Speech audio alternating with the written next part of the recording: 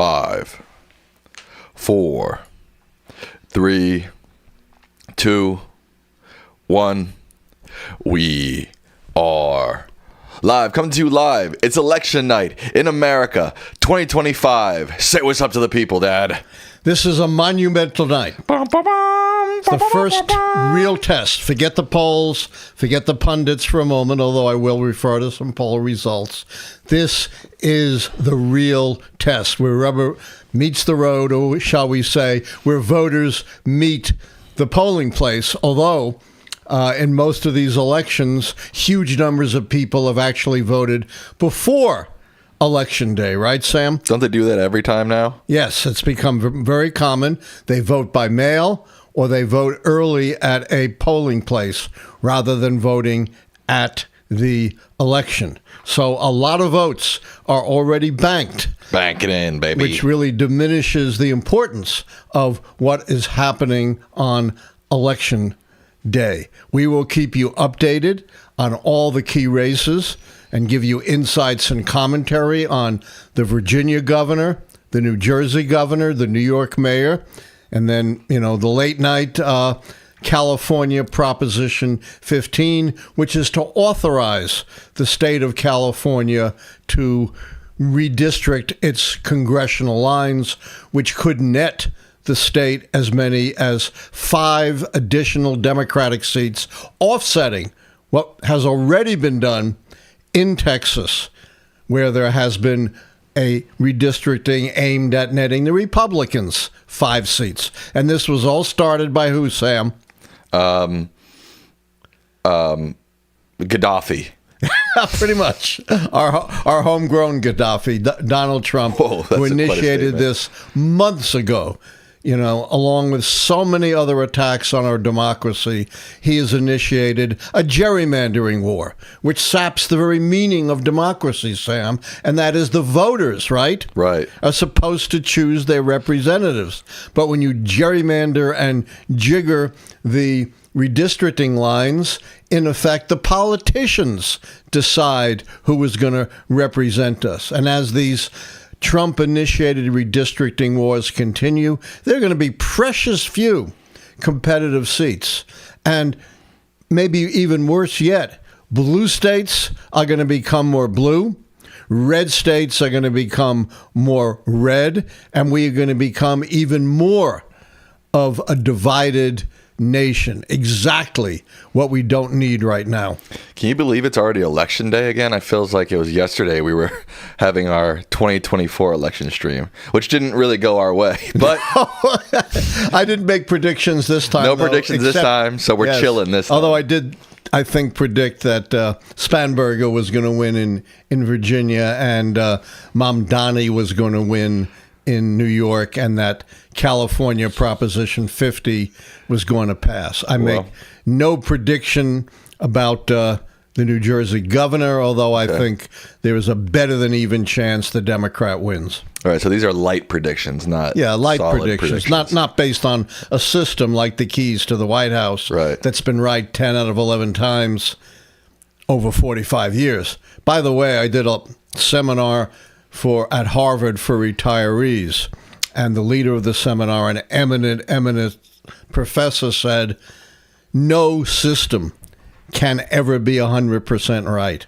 He said, if you're more than 50% right over decades, you are doing really, really well. In fact, he said he'd be suspicious of a system that was right all the time. So 10 out of 11, is a pretty good record. And the fact that I missed the last one doesn't shatter the efficacy of what I do.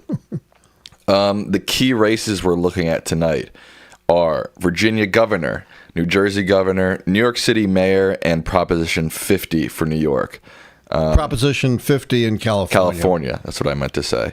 There are other races and ballot measures, mayoral elections, special elections. There's a PA Supreme Court election. So we'll follow all that. No, you're going to get the best election coverage here, guys, okay?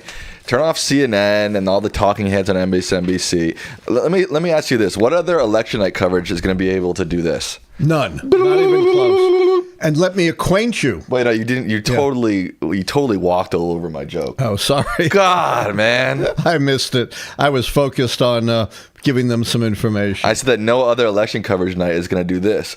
Do it. No, I'm not going to. No, you have to, because now we promised. See? Jake Tapper is not going to do that. I guarantee you. Guarantee. See, you should be out on the circuit. Yeah.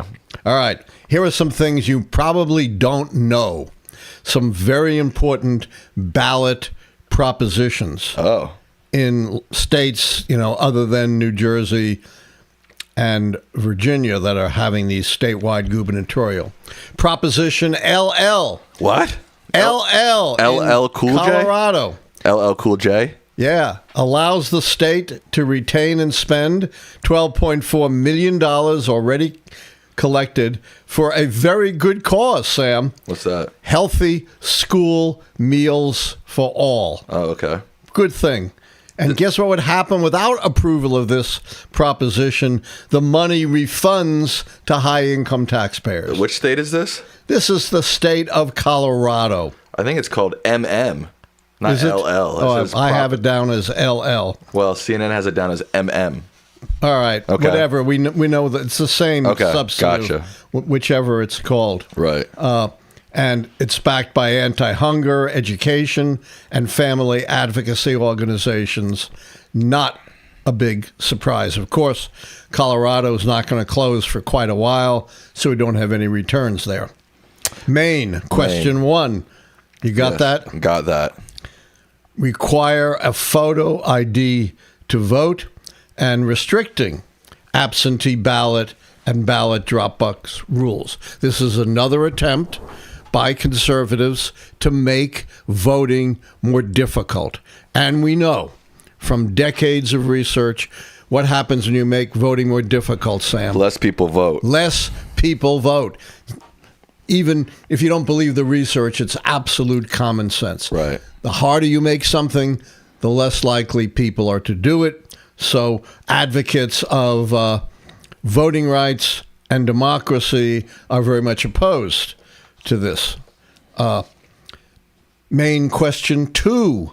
Yes. Prohibit gun possession for people courts rule a threat. Right. This seems to be, again, while the other one is sort of common sense, something you shouldn't be doing, this is common sense, something you should be doing. It doesn't take guns away from 99.9% of the people. It's not a confiscation. It targets dangerous people. Right. There has to be a ruling from the courts that you're a threat to take away the firearms. It's something that I talked about in my book, Repeal the Second Amendment, the case for a safer America. I'm going to stop you for a second. People are saying that they're already calling Virginia. Wow. Spanberger is up 58% to 41%. How much in? With 20% of the vote in. Wow. 17 points. It all depends where it's from, of course. It looks like, let's see, Prince Williams County only has 11% in. Oh, they just went red.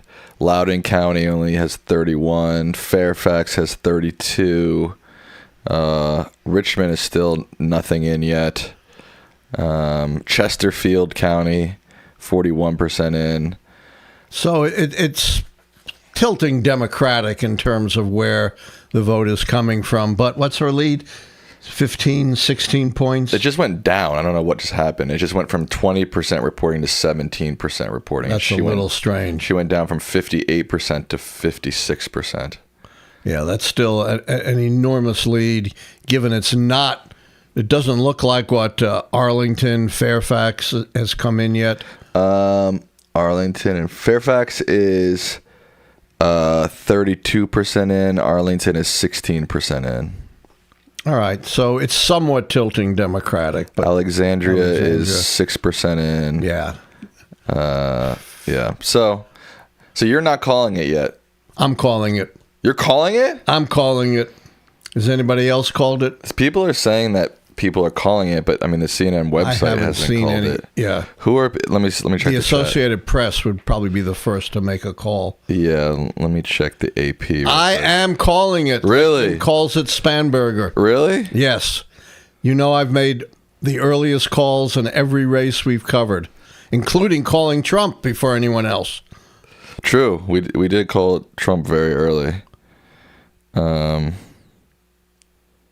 Decision Desk called it, people are saying. Decision Desk is a fairly new outlet. Yeah, I don't know them. From what I've seen. But they seem to call stuff really quickly.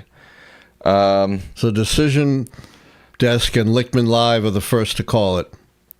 I mean, she's got a pretty darn big lead. Yeah, she's back up to 58. She's back no way he's going to cut into that lead with all these votes yet to come from Northern Virginia. Winsome Earle Sears is a woman. She is a woman. Winsome Earle Sears. They're both women. They're both women, yes. Yeah. You called Winsome Earle Sears he. Oh, sorry. Yeah, you should be. Yeah, I knew she was a woman. Oh, okay. The Hill called it, people are saying. Okay, well, The Hill, Lichtman Live, and Decision Desk, whatever that is, have called it. Not a surprise. No. This is the one I confidently predicted some time ago, right? Yeah. During our members-only chat. Oh, okay. This was my absolutely certain prediction, along with Mamdani winning in New York and Proposition 50 winning in California. My iffy prediction is Sherrill winning in New Jersey. Okay, let's check out the other governor or the other Virginia races. The Attorney General race has that's supposed to be really close. I have no prediction. 21% of the vote in. Jay Jones, the Democrat, is at 52.8% of the vote, and Jason, is it Mears or Myers? The Republican candidate is at 46.8%. So that's still way too close to call. Yeah, way too close to call. Thank you, Limited Light, for a $5 donation. They say Donna Joanne Trump is a woman. I'm not sure what they mean by that. Lieutenant Governor. That should be easy Democratic win. Hashmi, the Democratic candidate, is up 55%. John Reed, the Republican candidate, is up 44%. I call that. I call it. Already. Wow, you're fast, man. I want to be ahead of everyone. So I you're call saying that for the Democrat. Virginia Lieutenant Governor, yes. Over. Over. All right, so these are two pretty, I mean, like you said, they're not big surprises, but they're not big surprises. They're two big momentum points for Democrats in 2025. Yes, let's not forget, Virginia has a Republican governor. Currently. So this is a flip of a state from Republican to Democrat. Right. It is also likely that the Democrats will control both houses of the Virginia state legislature, which means you'll now have a new state with a Democratic trifecta. Oh. There are more states with a Republican trifectas, like Florida or Texas. But this is a big deal that Virginia flips. It's a very important, blue-leaning but not bright blue state. What went wrong, do you think, for Republicans in this state? Do you think it's just anti-Trump? Do you think Winsome Earle Sears was a bad candidate? She's a terrible candidate. Way too extreme for Virginia. Youngkin won by convincing Virginians, and maybe deceptively, that he was a moderate. Right. In a state like Virginia, you can't be an extreme MAGA. That doesn't work. Right. Well, it seems it didn't work, folks. And here I made the call. And the call's in. 23% of the vote is in now, and she's up 51%. She's not 51. She's got 57.1% of the vote. And how much is in? 23% of the vote. Yeah. And she is 115,000, almost 116,000 votes ahead of Winsome Earle Sears. And there's a lot of votes to come in yet from Northern Virginia, the most populous area of the state. Right. This whole western corner of the state is very low population. This whole eastern corner is where everybody lives. Virginia Beach, Norfolk, Richmond, Northern Virginia, Arlington, Fairfax, etc. Yeah, a lot of votes to come in. Yeah. She has an insurmountable lead. All right, folks. All right. And I would say the lieutenant governor candidate does as well, which is why I've called them both. Let's see the contested one. The contested one, Jay Jones is at 52.5%, and the Republican candidate is at 47.1%. It looks good for Jay Jones, obviously. Right. With all those votes yet to come from Northern Virginia that he's maintained a lead. I'm not willing to call it, but I will say the odds are overwhelming that Jay Jones will win. So you think this could be a total sweep for the Dems in Virginia? Yes. Wow. And a huge blow to Trump. About 40%, according to the exit polls, the early exit polls, say that Trump is a very important influence on their vote. And there's far more of those in all these states who are voting against Trump than for him. This isn't surprising. Oh. We have a brand new poll. Brand new. Just came out today. Okay. CNN, conducted by SSRS, very respectable, independent polling organization. Trump is now at the lowest point of his second term, even lower than the average of his first term, which was 41%. His approval has plummeted, get this, 37%. Disapproval, 63%. 26 points under water. That's just incredible for a president in his first year. In addition, Americans are largely dissatisfied. 68% said things in the U.S. are going badly. You know, Trump says it's the new golden age, the greatest 9 months ever of any president, maybe the greatest for wrecking the country, but 68% don't believe his propaganda. 72% said the economy is in bad shape, and 61% said Trump's policies have worsened economic conditions, and it doesn't get better much on other issues. 56% say his policies have hurt America's standing in the world. Only 31% believe they helped, 25% underwater. 61% validates what we've been talking about for months, that Trump has gone too far in using executive power. 61%. 57%. This is supposed to be his signature issue. What did he think was his best issue? Immigration. Well, immigration, right? 57% say Trump has gone too far in deporting immigrants living in the U.S. illegally. These are just absolutely stunning results. And here's another poll result that resonates with what we've been saying about spineless Democrats, right? 40% of Americans believe Democrats are doing too little to oppose Trump, including 69% of Democrats and Democrat-leaning independents. Grow a spine, Democrats. And this is, very relevant to the Mamdani election, Mamdani's contest in New York. We've talked about that many times. Instead of running fearfully, scared from Mamdani like so many Democrats are doing, learn from him. Why has he inspired such excitement, such enthusiasm, such fun that no other Democrat, certainly not Chuck Schumer, the Senate leader, the New York senator, has been able to do? And the spineless Schumer, and I've got to call this out for him, I admire a lot of his service. He wouldn't say even that he voted for the Democrat. That's just unacceptable. We need to replace him, and we need new blood in the leadership. Don't you think, Sam? Yes. George Politis with a big donation. Thank you. They say, do you think Nate Silver will agree with you? I'm not sure what they're referring to exactly. I think he does for the most part on these calls. I'm not sure he, agrees with my analysis, right? But I think he probably agrees with my calls. And what time do the New York City 9. polls? So they're in an hour and 10 minutes, and New Jersey closes in 10 minutes, right, at 8 p.m.? Yes, at 8 p.m.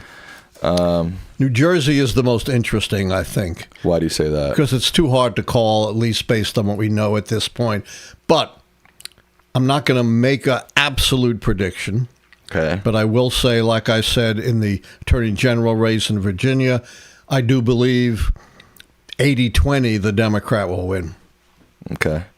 No, nothing in from New Jersey yet. No. Let me go over some other propositions. Okay. We talked about the Colorado proposition for healthy schools, the toxic Maine proposition, question 1, to make things more difficult to vote.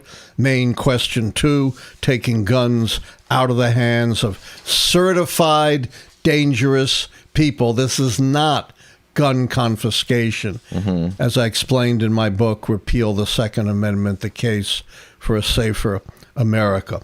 New York has a proposal no one's talked about much, Sam. Oh. Proposal 1. Let's see. I don't see it. See California, Texas. You don't Colorado. have New York Proposal 1? It's not on their Is it a ballot measure?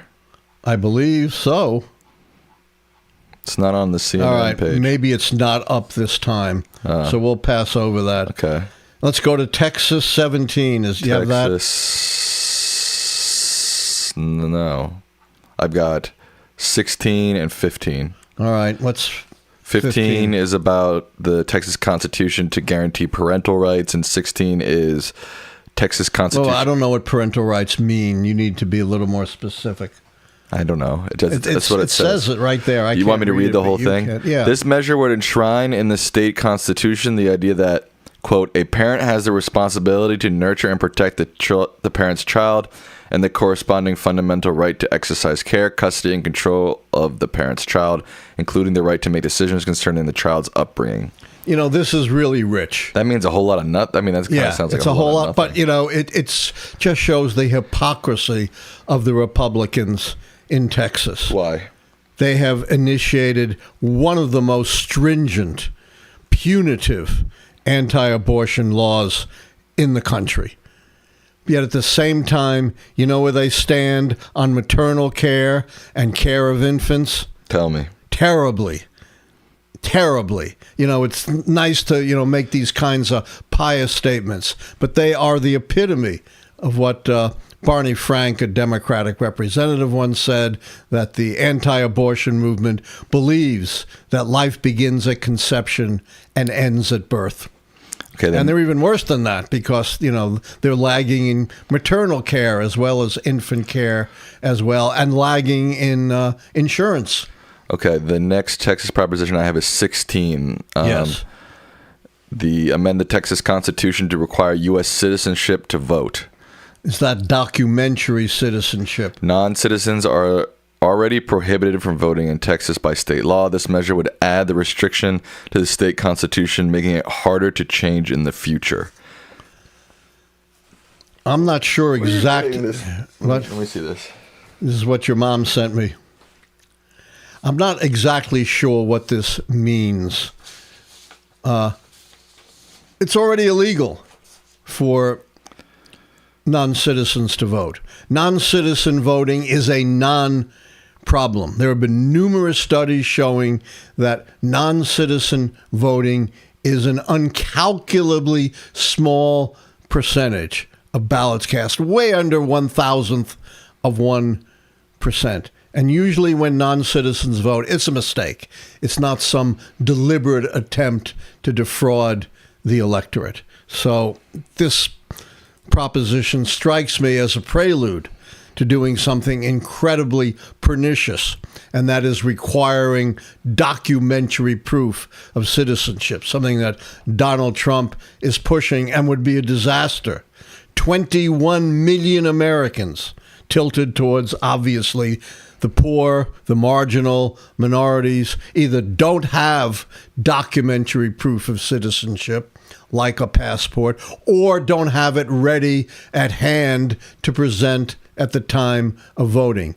It would make disenfranchise potentially tens of millions of Americans to cure an absolute non-problem that demonstrably has had zero impact on our elections. So ballot proposal 1 in New York is about an Adirondacks winter sports facility. Yeah, it's there, right there.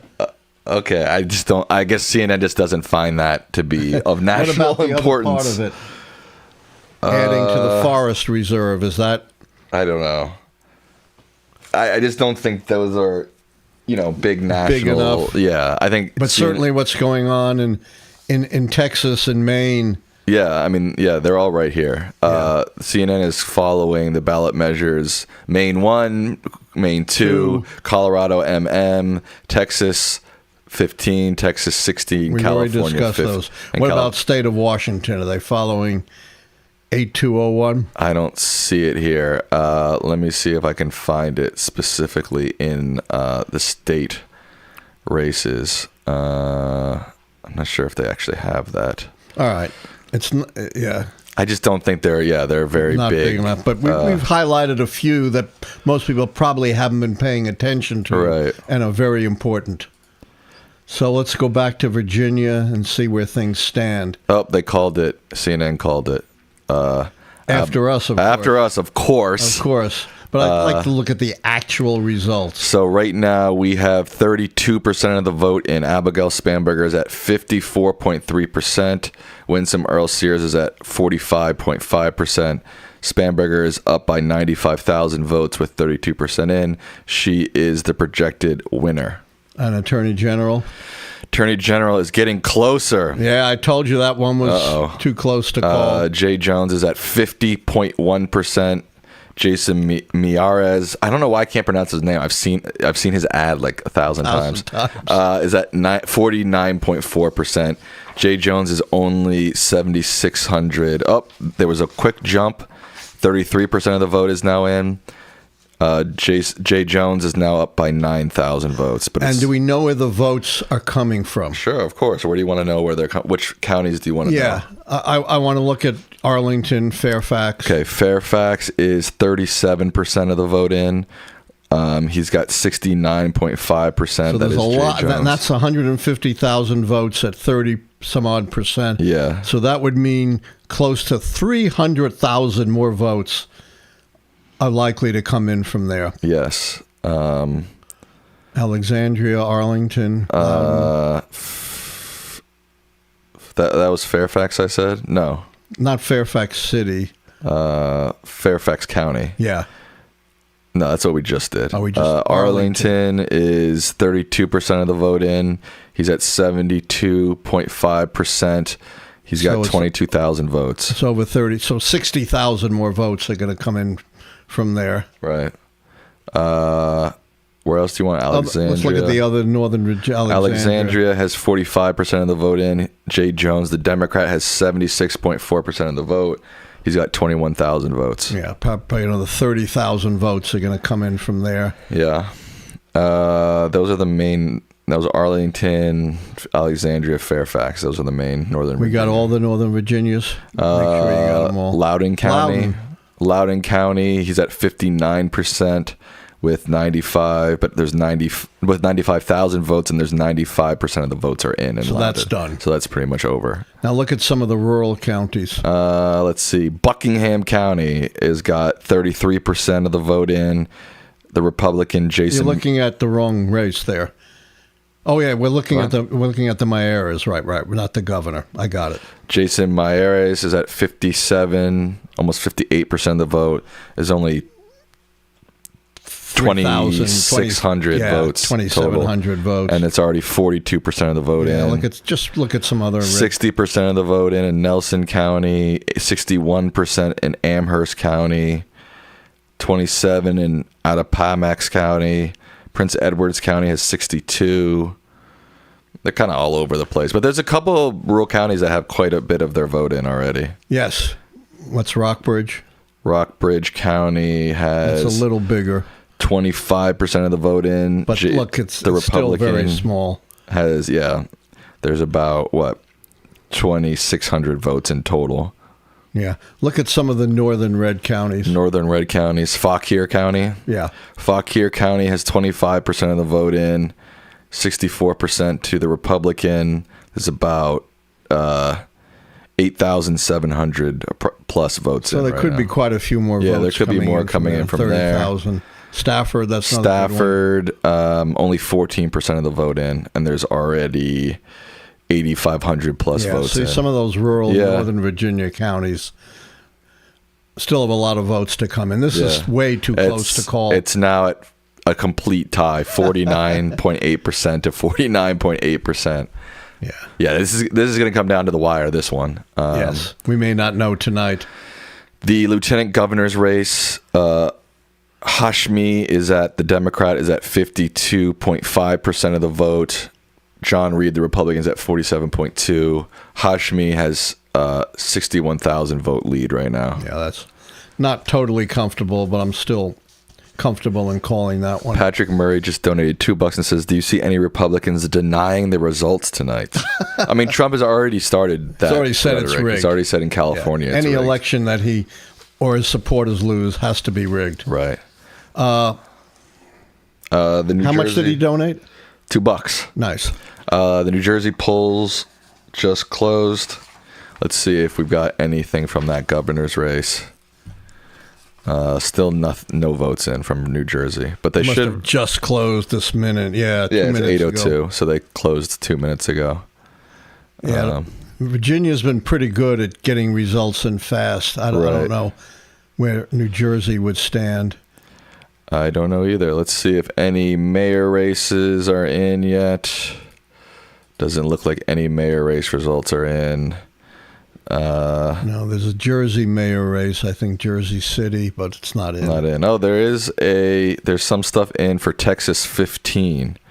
I forgot which one that was now. Texas 15 is the one about parental rights. Yeah, that'll pass. That'll pass. It's already up 68%. I don't know why Texas has results in yet, but yeah, I don't know either. It's also got results in on its U.S. citizenship proposition, which is even further ahead, 72% in. Those are the only ballot measure races in. Should we check some exit polling, or that can get? We got exit polling. You don't need Virginia exit polling, right? Or New York. If there's New Jersey exit polling. I believe there is some New Jersey exit polling coming in now, maybe even for some Virginia. This is Virginia. You want New Jersey? Yeah. New Jersey. The Virginia won't help too much. This is by gender. Yep. Sherrill is winning 59% of the female vote to 39% of the female vote. 20-point lead. And then Ciattarelli is winning 52% of the male vote versus 46%. All right, stop right there. Stopping. He's got a 6% lead among men. She is a 20% lead among females. Yes. Who are 52%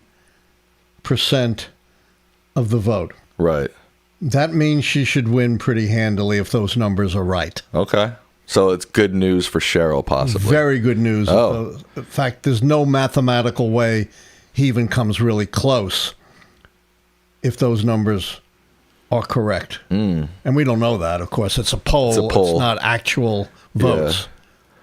Yeah. Any other Let's look at the race. The results by race. Yes. So here are the results by race. Sherrill is ahead with the Black, Latino, and Asian vote. 91% of the Black vote versus 5% for the Republican. 64% of the Latino vote versus 32% for the Republican. 81% of the Asian vote versus 17% for the Republican. The white vote, Ciattarelli is up 54% to 45% of the white vote. All right, this is really important. Oh. Because Trump is claiming, I'm winning over the black people, right? I'm winning over the Latinos. Right. I'm making a fundamental change in our politics by undermining the Democratic support among Latinos. And what we see here, it's just one state and it's just, one poll. Right. But these numbers are as strong as they've been in many years for Democrats. I mean, Okay. 91% of the black vote is amazing. Right. And remember, she's not a black candidate No, either. she's not not. Barack Obama. No. And 64% of Latinos versus 32 is very strong. That's double. Yeah. Very strong. And Asian is amazing, 81 versus 17. Again, these are just poll numbers. They're not necessarily right, but they can't be that far off. And this just shows, once again, Trump's bluster should not be believed. Thank you to Tropical Swell for a $20 donation. I appreciate thank that. you. Someone became a member earlier, too, but I don't remember who it was. Let me try to check that real quick. I can't overemphasize how important these racial breakdowns are. And she's not that far on the white vote. Yeah. In terms of all voters of color, she's up 74% to 22%. Wow. So if she's 70 and voters of color, how much is the white vote? 71%. I'm going to do a little math here. Oh, guys. No, Jake knows no shot Jake Tapper is pulling out his calculator and doing math tonight. Right. Right? All right. Okay. So the white vote is 71%, right? Yes. So she has 29% of the white vote, right? She has 45% of the white vote. We're getting 29%. Oh, 45% of the white vote. Times 71, right? 71% of the total vote is the white vote. All right. So 71 times 0.45. That's 32% of the vote from whites.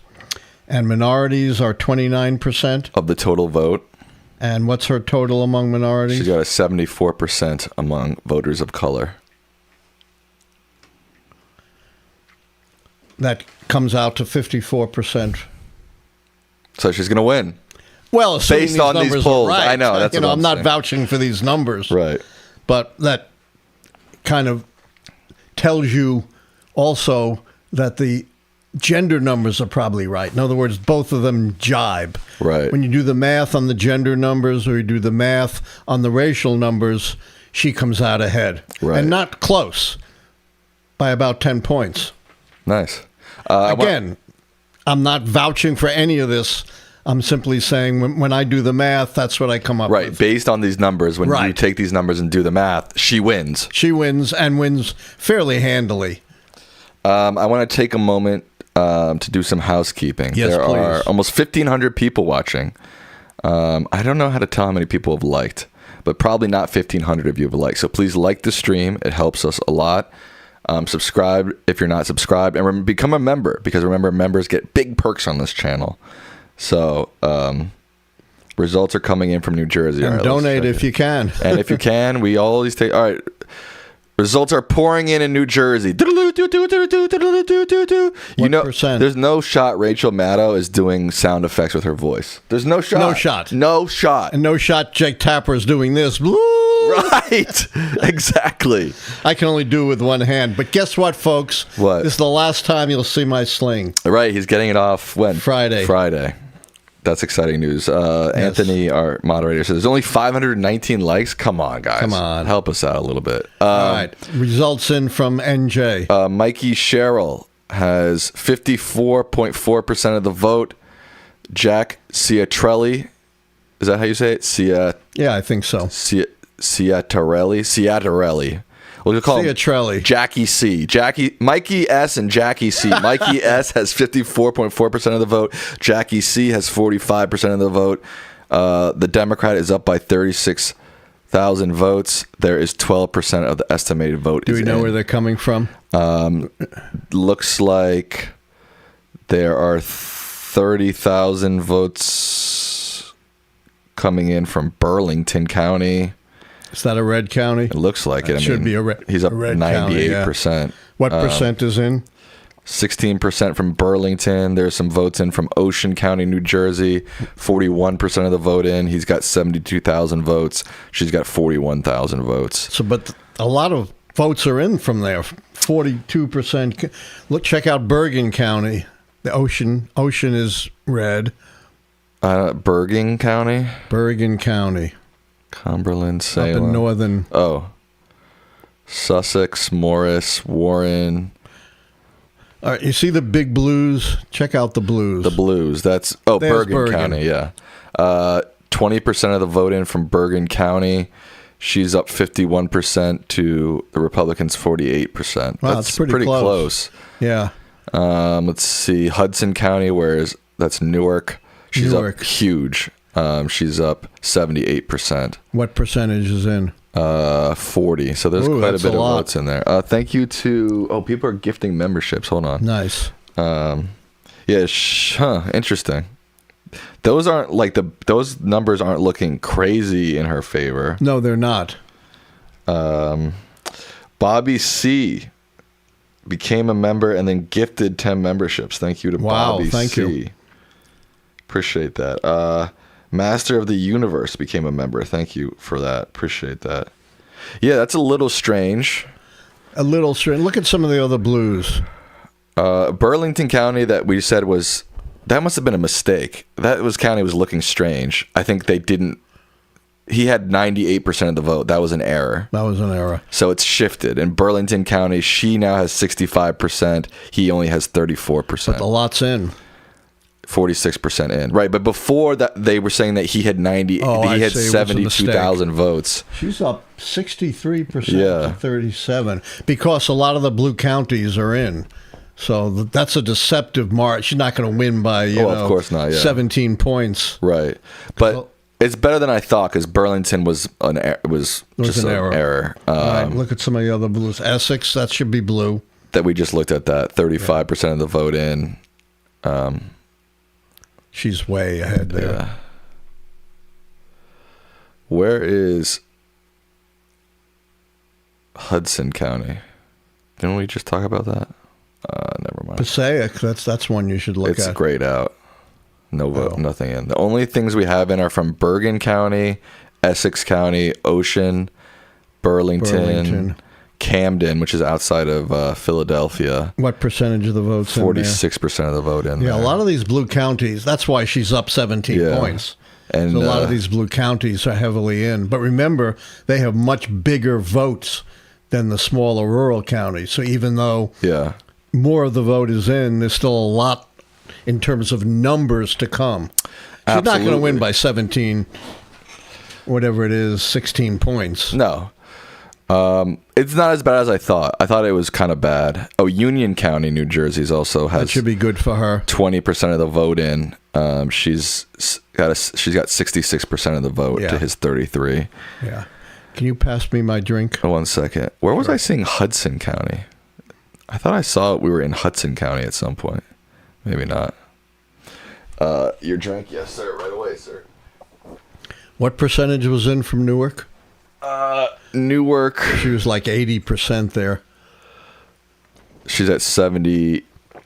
78.7. Yeah, 35% of the vote in. That's a lot of votes yet to come from Newark. 150, 160,000 more. Right. Is there even a Hudson? What am I talking about? Is there even a Hudson County, New Jersey? I don't know. Okay. Hudson County. Yeah, there's a Hudson County, New Jersey. Oh, it's like it's like a tiny county right on the edge of New York. Oh. There it is, Hudson County. 40% of the vote in Hudson County. And she should be way ahead there. Yeah, she's got 78% of the vote there. Can you check some of the rural counties? They're all grayed out still. They're all still grayed out. Wow. I mean, look. There's a big red there. That's Ocean County. We already talked about that. Right. What percentage is in? 41. All right. That's probably his biggest county.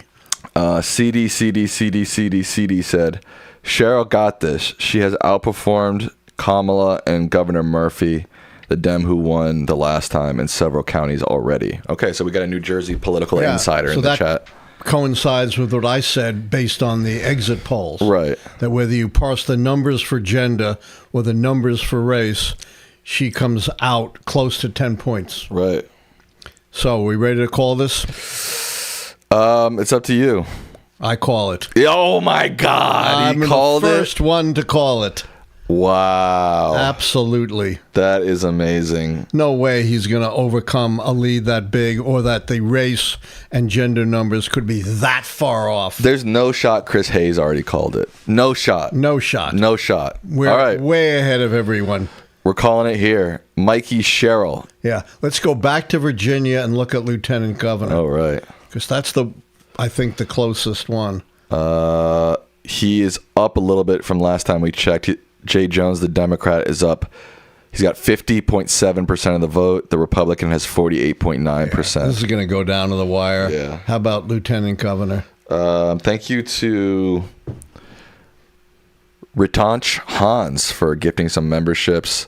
Thor, $2 donation, says they don't trust Zohran. That's what they say. Thank you to Maria Carini for a $20 donation. Nice. You wanted the lieutenant governor's race. Lieutenant Governor Hashmi, the Democrat, has kept about his 4-point lead. 53.4. You keep calling women he. Have you realized yes, that? I know. This is That's a woman. Really, I can't tell from that name, but you're right. I apologize to her. I think maybe this is TMI. I think I went on a date with her daughter once. Really? Well, about, I don't know, 5 months ago, I went on a date with a woman. And she said that her mom was running for lieutenant governor. And at the time, I wasn't paying attention because it was so far out. But I think that was her. That's probably her. Anyways. Probably, that's her mom. It must be. Hope you were nice to her. I was. Of course. Right. What do you mean? Why would he not be nice to somebody? How far ahead is she, Hashimi? She's 97,000 votes ahead. And in percentage, about 6? She is about 7. Yeah. About 6. 6.3% ahead. Yeah. You're not calling this one yet? No. Okay. So I'll give it a 90-10. So we called Virginia ahead of the call, and now We've called New Jersey. We called New Jersey with only 19% of the vote in. Right. And that's based on the exit polls. Right. And unless the exit and one of our smart viewers telling us that she's ahead of Harris, who won by 6 points. Also, Mercer County, which is where Trenton is. I believe that's where Princeton University is, right? Yes. Yeah. I'm not positive, but I think so. She's got 72% of the vote. She's got 36,000 votes compared to his 13,000 votes, with 39% of the vote in. And what's the total percent that's in? Total percent is 21% of the vote is in. So, a lot of these blue counties are ahead of the trend, but she's up by, 19 points? Yeah. I mean, here's Atlantic County, which I'm assuming is where Atlantic City is, which is probably not the most liberal county. She should be doing fine there. She's up. She's got 67% versus his 32.4%. And how much is in? I can't see. 18% of the vote. So that's there. Behind. He's only got one county so far. Yeah, the rural counties are for the most part not in yet. Yeah, they're grayed out. Yeah, he will certainly cut into that lead. She's not going to win by, what is it? She's up 20 some odd points, 29 points. Am I right? She's up almost 20 points. Yeah. No, more than almost 30 points. Yeah, almost 30 points. Yeah, that's insane. I don't care what's in yet. Barb says, Alan has been spot on tonight. All right. Wow. I like that. Thank you. Let's see. GeoGamer says Atlantic County is a reliable Republican county and a pretty sizable one at that. Let's go to Atlanta. I thought she was winning. She's winning. County. She is. Like big time. Big time. Wow. I'm going to see if I can find the Harris results. I'm sure you can, Dad. Let's see if there's any other key races that have any updates. We've talked about Virginia governor. We've talked about New Jersey. Obviously, we're not going to get anything from California until like 11 p.m. Eastern. We should be getting New York at 9. Right. All right. Here's races by county in New Jersey. Mm-hmm.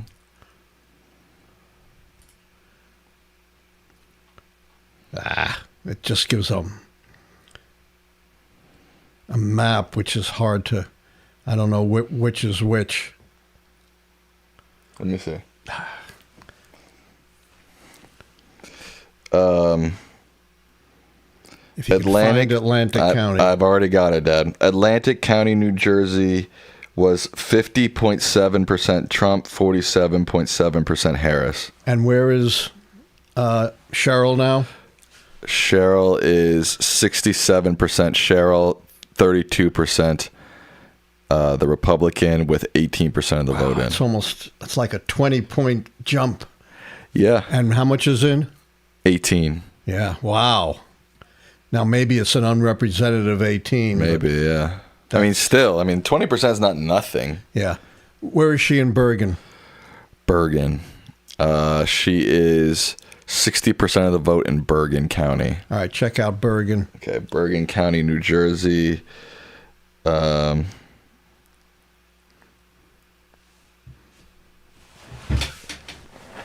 right. Careful.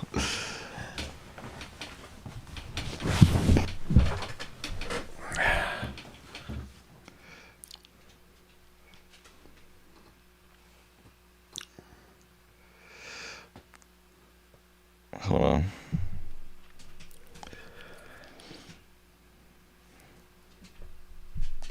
Bergen County was 50.7% for Harris, 47.3% for Trump. And now she's 20 points up.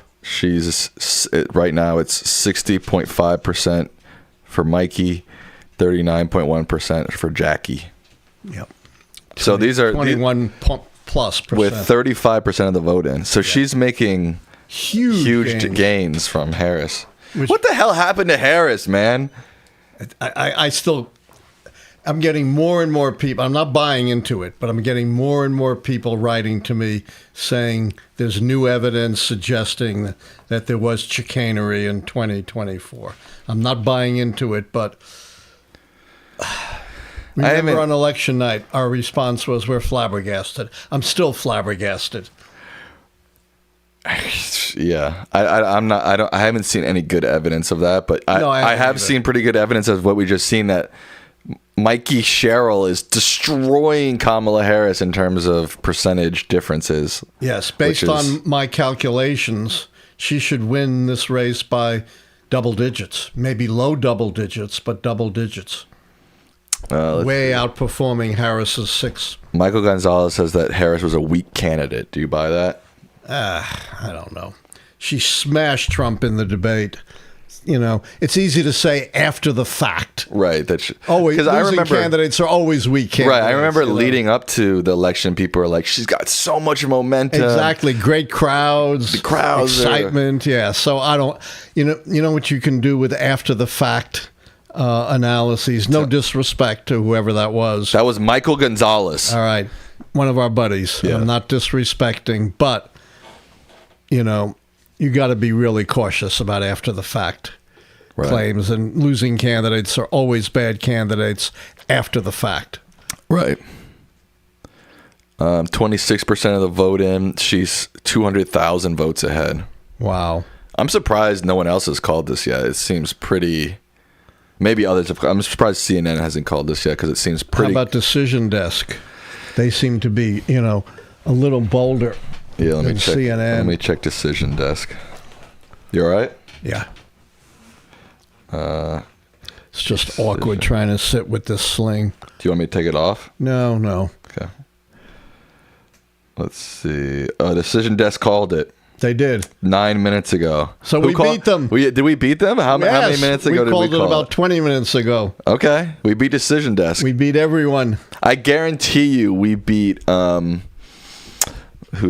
King. I guarantee we beat John King. This was the hard one. You know, Virginia wasn't that hard. Right. This was the real tough one, and we beat everyone. But it turns out this one's not turning out to be that tough. I mean, I understand that, but ahead of time, right? I know everyone was saying this is neck and neck, too close to call, right? Whereas everyone was saying Spanberger pretty much has it. Yeah. So we were the first. I want that on the record, Sam. Who's that? Someone out there post that all across social media that we were the first ones to call this race. The New Jersey governor race. We were the first one to call it, and certainly right about the first to call Virginia. Right. Maybe not the absolute first, but the absolute first in the hard to call New Jersey.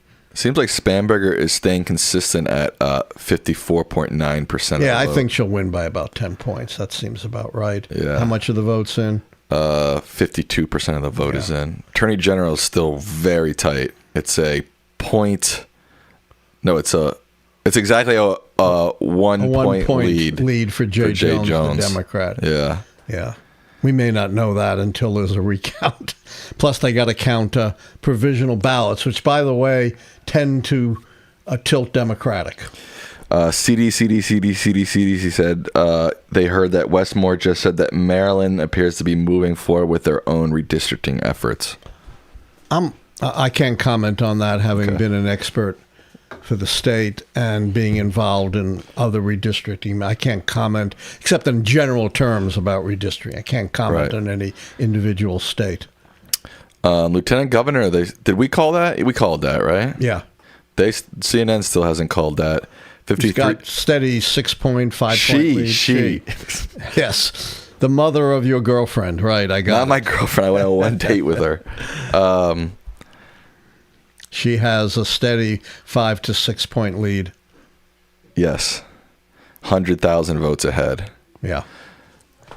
Was the lieutenant governor under what's his name was also the last lieutenant governor was also a Republican? Yeah, I think so, yeah. I'm not sure, but I think so. I think so. All right, well, here on Lichtman Live, we have already predicted the Virginia governorship to Abigail Spanberger, the lieutenant governorship to Hashmi, and the New Jersey governor to Sherrill. If you're a Dem and you're in the chat, put W's in the chat. If you're a Republican, put L's in the chat. You know, the New Jersey results are really important because that was considered a state that Trump was moving, supposedly, into from a solid blue to a more purple status. And he put a lot of his prestige on endorsing Jack Ciattarelli in this race, more so than in Virginia, where I think he knew it was pretty futile to support the Republican there. And if this holds, we've already called she's going to win, but if she wins double digits, this is going to be a huge blow to Trump. Right. Of course, he'll claim it was rigged, but, no one is. That's such an old, sad song. I don't think people are listening to that anymore. We're getting tons of W's in the chat. What does that mean? I said if you're a Democrat, put a W in the chat for all the wins, and people are lots of W's in the chat. Okay. Do you think Republicans might begin to grow a pair against Trump after seeing Dems have a dominant night? I'd be surprised because... No shot. Yeah, as I explained, all the commentators have it wrong. Republicans are not laying down for Trump primarily because they're afraid of him, but because they agree with him. It's not like they oppose what he is doing. The so-called moderate mainstream Republicans, they don't exist. They're not here. The 90+% of senators, representatives, state legislators, local officials are all Trumpites. They're all MAGAs. They don't disagree with what Trump is doing. They're not falling for him primarily because they're afraid of him. So I don't think this is going to make any difference for them. Yeah, I don't think it's going to make any difference. And, they'll go along with, it was rigged, or it's just, an off year. It doesn't mean anything. Democrats, they may do well in the off year, but that doesn't predict 2026 or 20, they'll have a 1,000 ways of trying to, explain away these results. Right. But, they are what they are, at least so far. They're obviously not final yet. How much do we have in Virginia? We getting close to 60? Let me check. Well, that's, yeah. Oh, that was New Jersey before. I think we're at 50. 50? My mom just turned on the blender in the middle of the stream. 50% of the results 56% of the votes in. And she's up by what, 11 points? Who, Spanberger? Yeah. Yeah. And New Jersey, what percentage is in? 27. Oh, yeah. So she's not going to win. Someone says talk about the PA race. We've also got the we Pennsylvania. have the Supreme Court election. Very important. Yes. So should should Justice Doherty retain their seat? Yeah, these retention elections are not really contested. Yeah. They're all going to retain their seats. There's only 9% of the vote in, but 78. It doesn't matter. You're saying they're both going to retain their seats? Yes, they always do. They're all going to massively at yes. Yeah. Do you know anything about these candidates? I don't. I don't really know much about them. They're all 3 Democratic justices. Okay, and so that's another. Even though you normally expect retention elections not to throw anyone out, it's just another bit of good news for Democrats because the Supreme Court in Pennsylvania is critically important to deal with election issues. Mm-hmm. CNN says it says voters will vote yes or no on whether they'd like each of the 3 Democratic justices on the state Supreme Court to serve another 10-year term. 10 years. Wow. Kiko. No. Our dog is excited. If even 2 justices lose, it could put Republicans in a position to flip this critical court in 27. Not going to happen. Democratic Governor Josh Shapiro would appoint temporary successors, but they require approval of Republican-controlled state Senate. Yeah, not going to happen. You're saying these guys got it in their bag. Yeah. Kiko, no.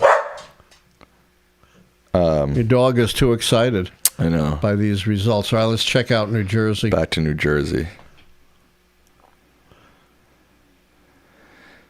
Looks like Bobby C donated even more memberships. Thank you, Bobby. Nice. We're still at 27%. Nothing has changed in New Jersey. It's just 27%, huh? Yeah. She's still 25 points up. Got 61% of the vote versus Jack's 38% of the vote. She is so 23 points up. Yes. Yeah, that's going to shrink, obviously. Yeah, but she's cruising right now. She's cruising, but it all depends on where they're from. And Where I think did you they're come more from? from Where did you Democratic go? counties. Yeah, probably so. Yeah, I don't think she's going to win with 60%. Yeah, and of the vote. Spanberger's maintaining low double-digit lead. I think her percentage hasn't moved in since we were at 30% of the vote in. Yeah, what's in now? 61. Oh wow. She's still at 55.4% of the vote. What is her number? She has 1 million. How many votes ahead is she? Yes. She's 227,965 votes ahead. That's a lot of votes. That's a lot of votes, Keeks. Yeah. How'd you vote, Keeks? Should we show people the puppy? Come here. Yes. The people want to see it. They want to see the pup. Come here. Go see Dada. Come here. Go on. He doesn't listen. He's very ornery. He's wagging his tail, though, so he's happy. Don't you want to be on TV? You want to be on TV? Thank you. Have everybody admire the pup? Someone is saying Jay Jones wins. What? Maybe people are calling it for Jay Jones. I don't already. see how. He's got a 2-point lead now. Keeks. I guess it all depends on where it's from. I guess, yeah. Let me see if Decision Desk. Keeks. Let me check Decision Desk. 1 second. Okay.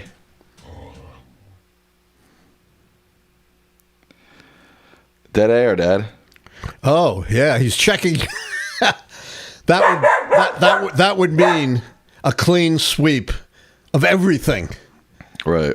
The 3 Democratic justices in Pennsylvania, the Democrat in New Jersey, which we've called. Decision. And every office in Virginia. Decision Desk HQ projects Jay Jones to win the Virginia Attorney General election. Wow. They beat us. They beat us. The only time we got beat because they must have some information we don't have. We have it. We just probably haven't crunched. They probably have all the some numbers, yeah. massive machine crunching. Because we've been looking at everything, and they probably have 20 people. NBC has projected that Abigail won. Talk about New York City. People want you to talk about New York City. I don't think we have. NBC projected what? Abigail Spanberger won. Oh, okay. We projected that long ago. Oh, yeah, we're way ahead of NBC. That was, an hour ago. NYC polls are still closed, so we don't have anything. Right, 25 minutes. So the one to watch is New Jersey. Okay. So you're not... We called that. Who else called it? Decision Desk. Decision Desk is the only one that kind of has us at least tied or maybe even... We were ahead of Decision Desk on New We were Jersey. ahead of Decision Desk on Virginia Governor, Virginia Lieutenant Governor, New Jersey, but they beat us on... Attorney General. But you're not even ready to call that. No. Interesting. Only we haven't, we're following a lot. It's only two of us, and we're following a lot of races. Yeah. And we haven't crunched all the numbers on Virginia Attorney General. So, we only got 1% more vote in since last time we checked on. Boy, New Jersey is really slow, aren't they? I mean, they closed 30. That's only 36 minutes ago. Yeah, they're going about the same rate as. But if things go, let's look at the big picture. Okay. If things go as expected and you don't get a strange curveball, at midnight, this is a huge punch in the nose to Donald Trump. Not a single candidate that he backed or a single Republican has won anything. Right. And, New Jersey was supposedly a state moving towards the Republicans. Virginia has had a Republican governor, right? Right. We've got some results in from Maine on their ballot measures. Question 1, voter ID. 56% say no. Which is what we thought was the right. But only 3% of the vote is in. So it's too close to call. Again, only 3% of the vote in, but to prohibit gun possession for people courts rule a threat, 54% say yes. We had a no-yes recommendation on this, right? Correct, Dad. All right, so they seem to be following. Still a long way to go. Long way to go. Colorado has nothing. Colorado has nothing. Those are going to pass in Texas. Texas. You know why this probably in? Because Texas probably has closed their polls super early. Or these are just early votes that they're counting. Maybe so. Even though the polls are not closed yet. Yeah. 70% are for their parental guarantee amendment proposition, and 74% are for the requirement of U.S. citizenships to vote, which, again, I don't really understand. I mean, even this explanation says non-citizens are already prohibited from voting in Texas by state law. Here's what's going on. Okay. When you put something in the Constitution, it's, first of all, almost impossible to change. Yeah. You can change state law. Not that anyone is going to change this law. But what's more important is it gives it a certain gravitas, right? Right. It's part of the Constitution. And the next step then would be to move to require documentary proof of citizenship to vindicate the Constitution. They did this in North Carolina on voter photo ID. They first put an amendment in the Constitution on it and then passed the law. Right. So there is precedent for what's going on here in Texas. That's my analysis of it. You're a smart guy, Dad. Thanks. No problem. Let me see if we've got anything else going on. Yeah, I'm surprised Decision Desk called the Attorney General race. Yeah, they called it. Can we crunch some numbers on it? Sure.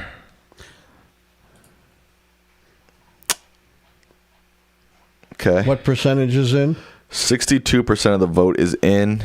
He's up 1.6. by 1.6% ahead. That all depends on what's left.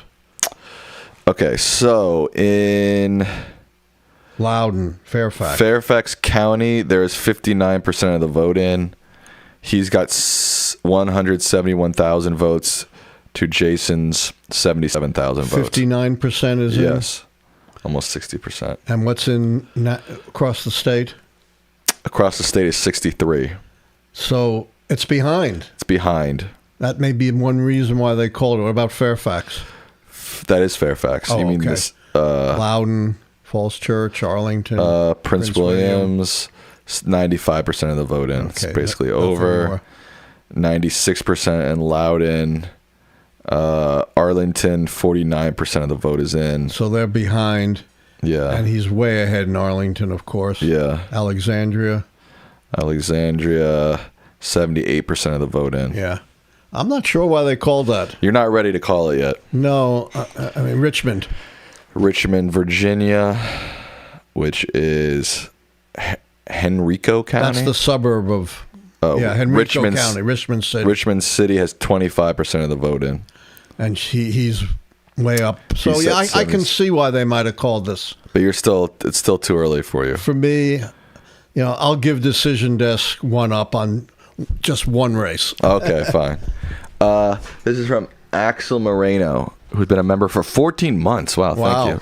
They say, can we get your thoughts on Dick Cheney's time in office? Yes. I don't agree with his ideology, but was definitely anti-Trump. Yes. Strange odyssey of Dick Cheney. Dick Cheney's had two shining moments in his career. The first shining moment came when he was Defense Secretary for George H.W. Bush in the Gulf War. If you recall, the Gulf War was a response to the dictator of Iraq, Saddam Hussein's takeover of the republic, or not a republic, the Kingdom of Kuwait. Why did we care about Kuwait? Tell me. Come on, Middle East. I'm doing research on other topics. Right. Oil, of course, very oil rich. And we easily succeeded in throwing him out of Kuwait. This created maybe the only post-World War II hero, Storeman Norman Schwarzkopf. And the road to Damascus was wide open. We were making mincemeat out of the so-called Great Iraqi Army. And Cheney and National Security Advisor Colin Powell and George H.W. Bush made the right decision. We are not going to Baghdad. We are not going to topple Saddam, as horrible as he is. You know what? Oh, you're busy. I'm busy. And the reason is what Colin Powell called the Pottery Barn axiom. You break it, you own it. And we did not want to own Iraq, which was riven by internal strife between the Shiites, the Sunnis, and the Kurds. Cheney, as vice president, made the opposite decision. He was the leading cheerleader for the disastrous 2003 decision to invade Iraq, a purveyor of incredible misinformation about supposed nuclear programs and ties to al-Qaeda in Iraq. A terrible decision. Second shining moment, I think Sam alluded to. He turned out to be a very powerful and eloquent critic of Trump, even though he was a rock-bottom, staunch conservative. As a representative in Congress from Wyoming, he had one of the most conservative records of any member of Congress. He was a staunch conservative influence as a very influential vice president in the George W. Bush administration. But even for Cheney, Trump had gone too far to undermine our democracy. And his second shining moment was his very forceful, articulate criticism of Trump, which, of course, probably inspired his daughter, Liz Cheney, to become the foremost Republican critic of Donald Trump and his attack on democracy, and, of course, the co-chair of the January 6th committee of the U.S. House of Representatives. Dan Axe with a $5 donation. They say, gentlemen, we were in D.C. 1 year ago tonight watching you guys after going to see Kamala at the Ellipse a few days earlier. Healing begins now. Yes, the reckoning begins now. But the big question, will we have a free and fair 2026 election? And it's very important that every American stands up for our democracy, which really for the first time since the Civil War, is in grave peril? Actually, earlier today, I posted on our post tab. Oh, thank you to Philip H. for some gifted memberships. We love Philip H. He's one of our great followers. Earlier today, I posted some polls on our post tab, and I thought I'd just go through them real quick. I said, who will win the NYC mayor's race? 92% said Mamdani, 6% said Cuomo, 2% said Sliwa. We called that one already, didn't we? Mamdani? Yes. I'm calling that for Mamdani. Oh, you predicted it. Yeah, not calling it. Predicting it, right. Okay. We said, who will win Virginia's governor's race? 96% of respondents said Spanberger. They were correct. We called that, yep. Who will win the New Jersey governor's race? 91% said Mikie Sherrill. We called that. Called that. Will Prop 50 pass in California? We don't know yet, but 96% say yes. So, and I'm predicting it will pass. Our audience voting in these polls was right on the money so far. They're 100% correct so far. Still waiting, obviously, on the NYC mayor's race and Prop 50 in California. I also asked, which 2025 election race are you most interested in? 50% said the NYC mayor's race. 31% said Prop 50 in California. 12 said New Jersey governor. 7 said Virginia governor. I'm close to agreeing with that, but I'd put Prop 50 first. It has more to do with the future of our country. If we don't counter the gerrymandering war begun by Trump, the 2026 election could be decided before they're even held.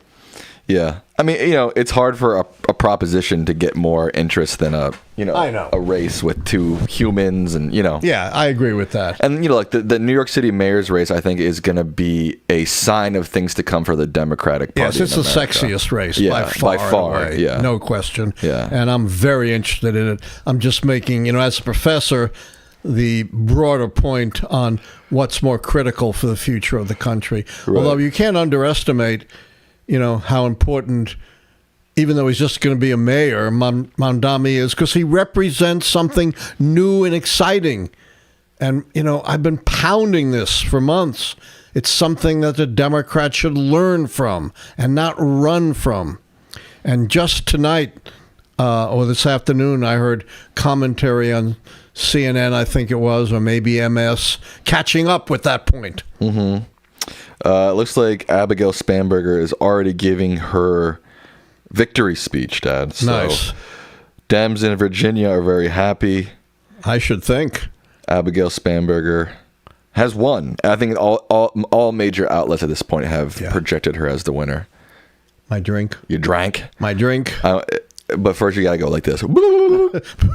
Nice. No shot. I can only do it with one hand, so I can't be as... There's no shot Lawrence O'Donnell is doing that. I don't think so. I don't know what they're... He's a little grim for my taste, although I like what he says. I don't know what they're doing on Fox. I've only been talking about CNN personalities and MSNBC personalities. Who knows? They might be doing that on Fox. They might be. Honestly, they might well be. They might be doing that on Fox. You know what I think they're doing on Fox? What? Crying. That is true. They're not going... They're going, oh. Yeah. And I'm sure they'll figure out, as I said... Some whataboutism, right? Some claim it's rigged. I don't know. I think there are probably some on Fox News who will look at this and say, there are some. This is concerning for Republicans. Yeah, they can't be totally in the bag. I mean, there has to be some objectivity. I mean, someone like, for example, like Brett Baier, right? He's certainly right leaning, but he doesn't seem to deny reality. No, right? He's pretty good. I like him. All right, let's get back to some of our results here, unless you have anything else to say, Dad. Oh, I always have things to say, but let's get to the Jersey governor. We're only at 32%, so we've gone up about 3%. And obviously her 4%. Lead is not quite what it was. No, she's down below 60% now. Right. Nobody thought she was going to win 60%. No, she's not going to win, but if she wins 55, that'll be a huge victory. Do you know anything about these Georgia elections? There are a couple featured races in Georgia. No, what are they? The Georgia Public Service Commissioner. That's pretty obscure. Alicia Johnson, the Democrat, won in that. Well, I don't know much about what the Public Service Commissioner does. Yeah. But Georgia is a critical swing state. Right. It went for Trump. Right. I don't know. Yeah, there's So a Democrat winning, is that a statewide election? No, I think this is county by county. There's been it's probably, if it's a blue county, it doesn't matter. Another guy named Peter Hubbard won, a Democrat in he's public service commissioner 3. So these are county, yeah, or groups of counties. Groups of counties, yeah. They're not statewide results. Yeah, but both Democrats won. Yeah, depending on what counties they are, that could be significant. Andre Dickens won the mayoral race in Atlanta. I don't know anything about him. He's got to be a Democrat in Atlanta, of course. But what about the mayor of Jersey City? That's an interesting one. Let's see. That's been highlighted as an important race. Let's see. Cincinnati. That's going to go Democratic, yeah. Why do they... Oh, my God. Someone just donated $100. Thank you. Who is that? Vindication of our efforts. AM 5634. Someone new. I'm not familiar with that. Yeah, I've never seen them before. They just said, love your show, and donated $100. Awesome. Thank you so much. Why I don't know. Cincinnati's overwhelmingly Democratic. Yeah. Aftab Puraval won in Cincinnati. Yeah, I don't even think he was opposed, or she. Yeah, they were. Corey Bowman ran against them. They're nonpartisan. But this person's also nonpartisan. Oh, right. Yeah, but we know who they really are. Pruvel is a Democrat and Bowman is Republican. Right. Yeah, so obviously big win for Should Atlanta. Be a big win in Atlanta, too. Andre Dickinson. Yeah, 86%. He's the incumbent. Yeah. And he won big time. Detroit, Mary Sheffield is way ahead, but there's only 3% of the vote in. Right. Jersey City, here we go. One. This one's tight. Yeah, that's the one that isn't just in the bag one way or the other. So we've got 40% of the vote in. James Solomon is at 32%. Jim McGreevey is at 26%. Bill O'Dea is at 21%. Musab Ali at 15%. I assume James Solomon is the Democrat, even though it's nonpartisan. Let's see. Former New Jersey Governor Jim McGreevey faces a wide field as he attempts to make a political comeback more than 20 years after resigning. Other hopefuls include City Councilor James Solomon, County Commissioner Bill O'Dea, and Musab Ali, former president of the Jersey City Board of Education. This person, Musab Ali, has racked up high-profile endorsement from Dems, Ro Khanna, and Ilhan Omar. If no candidate wins a majority, the top two advance to a runoff. So is Solomon a Democrat? I think he is. Let me double check. Sure. It doesn't say here. James Solomon.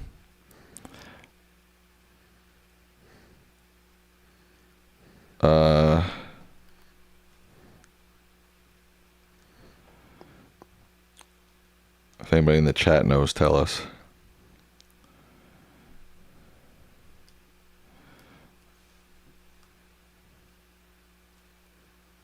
James Solomon.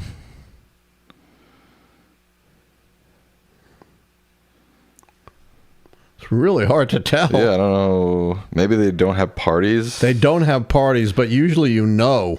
Right. They definitely don't have parties. They're all these elections are all nonpartisan. But I can't even find. I can't find it either. Maybe one of our brilliant people in the audience knows.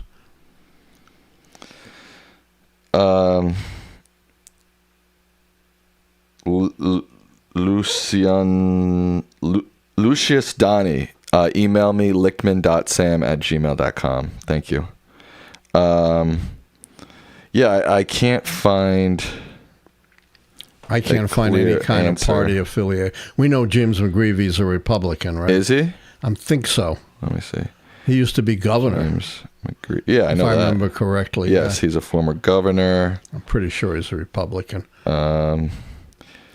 He was he's a Democrat. A Democrat? Yeah, he's an American politician of the Democratic Party who served as the 57th governor of New Jersey from 2002 to his resignation in 2004 amidst a sex scandal. Oh.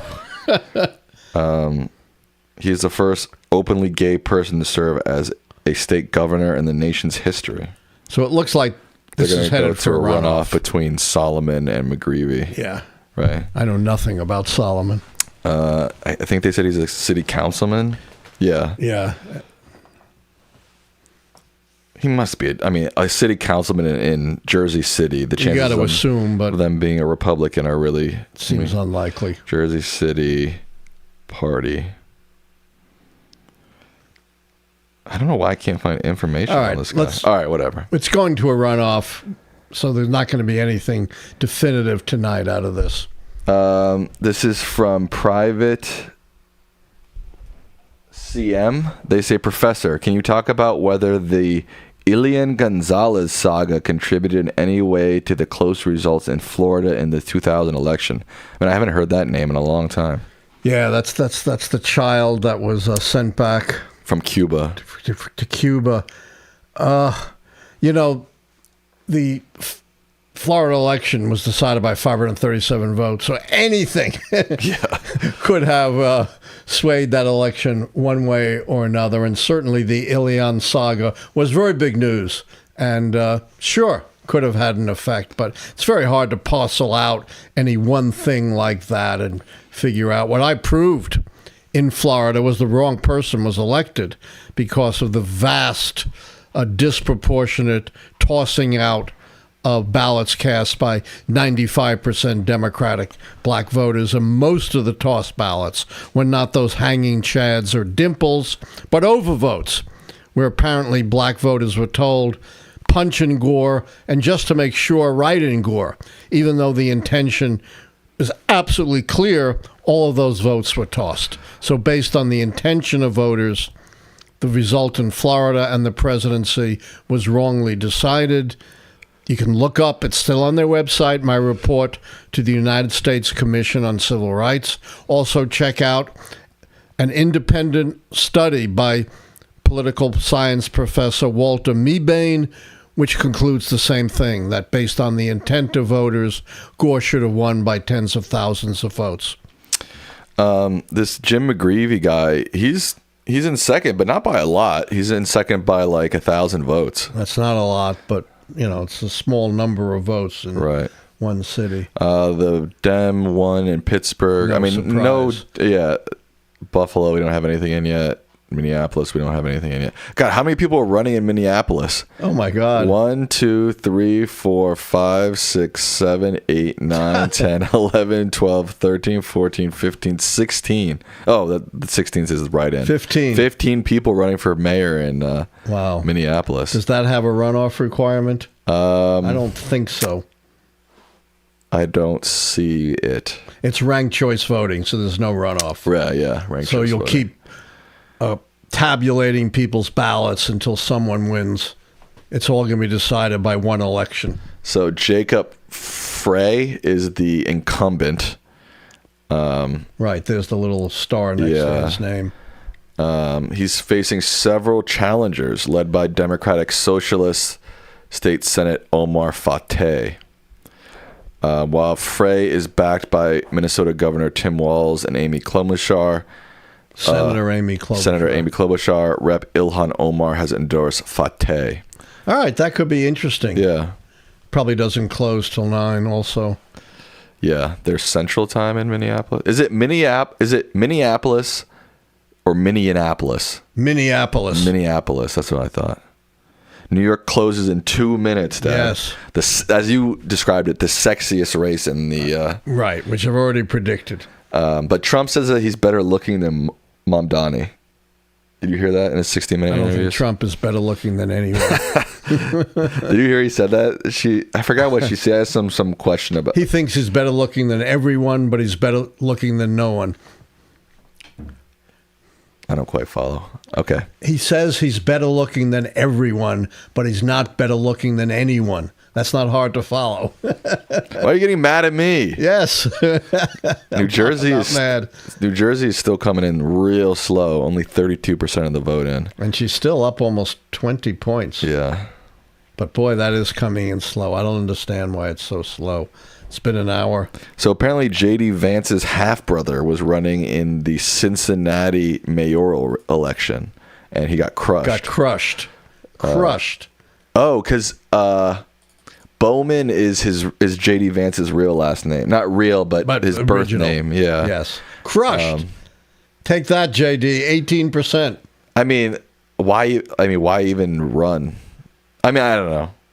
No, that's a stupid comment. That is, yeah. We'll scrub that. Yeah, comment. Vice President J.D. Vance's half-brother, pastor and coffee shop owner Corey Bowman is a serious underdog against, this guy's an incumbent, Aftab Puraval. Underdog is an understatement. 18% of the vote. What number is in? 22. Yeah. Aftab. That's worse than an underdog. That's an afterthought. Right. What do you know about Cincinnati, Dad? It's heavily Democratic. It used to have one of the greatest restaurants in the world, Maisonette, but it closed down. I ate there just before it closed down decades ago. Is there any city in America with a population over, 250,000 that doesn't have a Dem, mayor? There might be a few, yeah. Not many, though. Not many.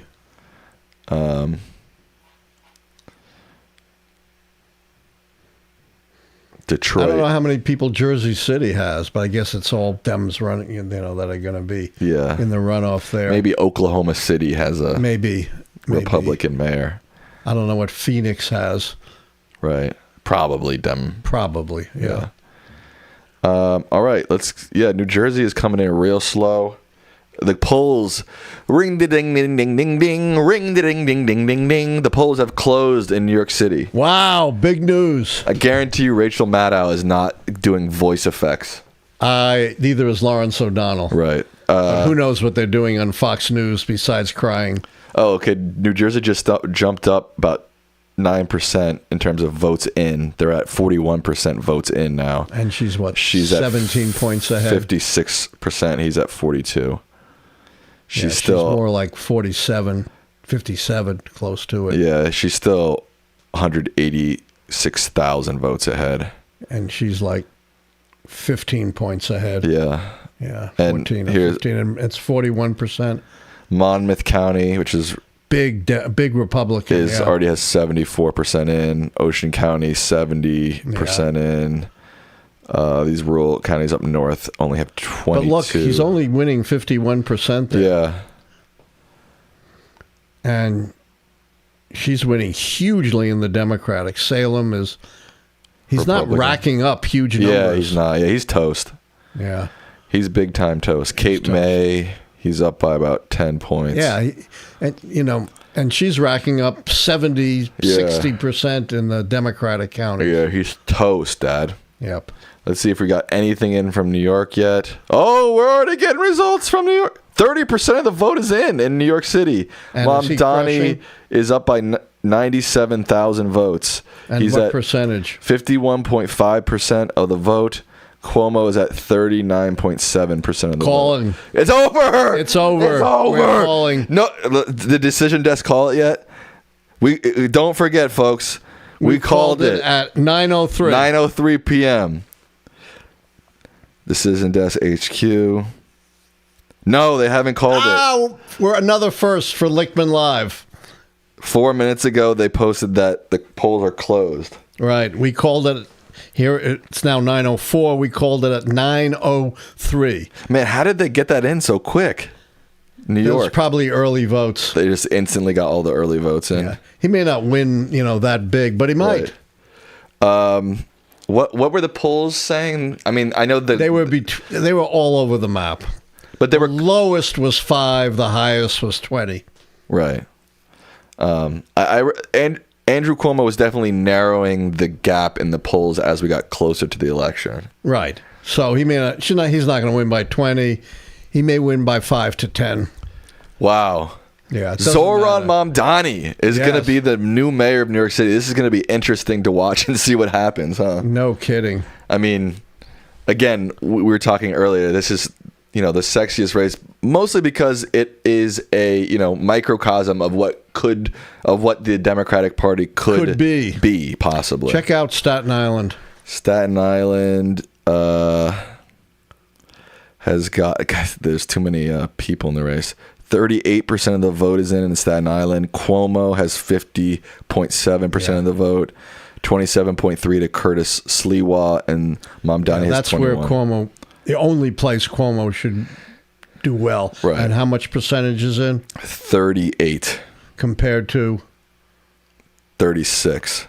Oh, so it's already ahead. Vote. Yeah. Yeah, every other borough should be very big for Mamdani. The Bronx, Mamdani has 51.8% of the vote. Cuomo has 38% of the vote. And what percent is in? 28%. Yeah. Queens, 48% to Mamdani, 39% to Cuomo. What percent is in? 33% in from Queens. Brooklyn, my home. Brooklyn has 60% Mamdani, 33% Wow. Cuomo, 35% of the vote in. So that's huge numbers of votes in Brooklyn. Right, and Mamdani's way ahead. Yeah. The only place that Cuomo's ahead is Staten Island, which has the smallest number of votes. Right.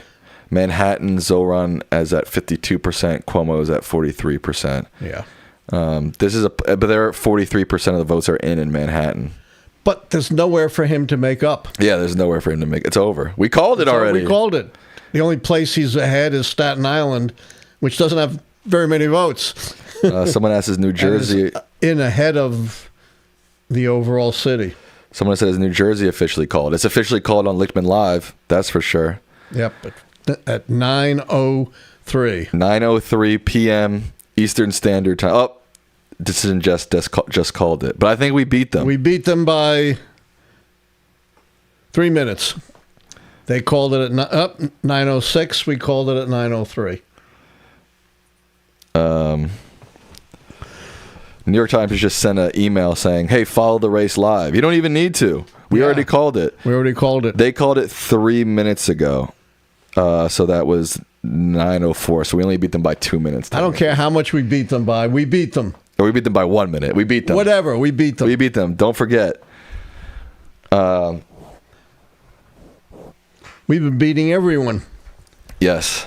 Wow. I'm just excited to see how this translates to national politics. If it translates to national, and I'm just interested to see how his policies will take effect in reality, right? Because obviously a lot of his criticism is like, oh yeah, free buses, and that all sounds great, but it's not realistic. Well, I guess we'll see. I guess we're about to find out. Look, no executive, whether you're a mayor, a governor, or a president, just gets their policies through.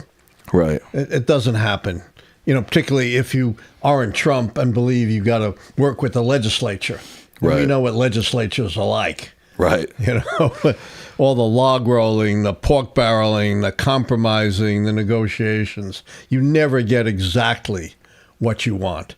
And, he's not Lyndon Johnson, who won, 60-40 against Barry Goldwater. It's not going to be that big of a win.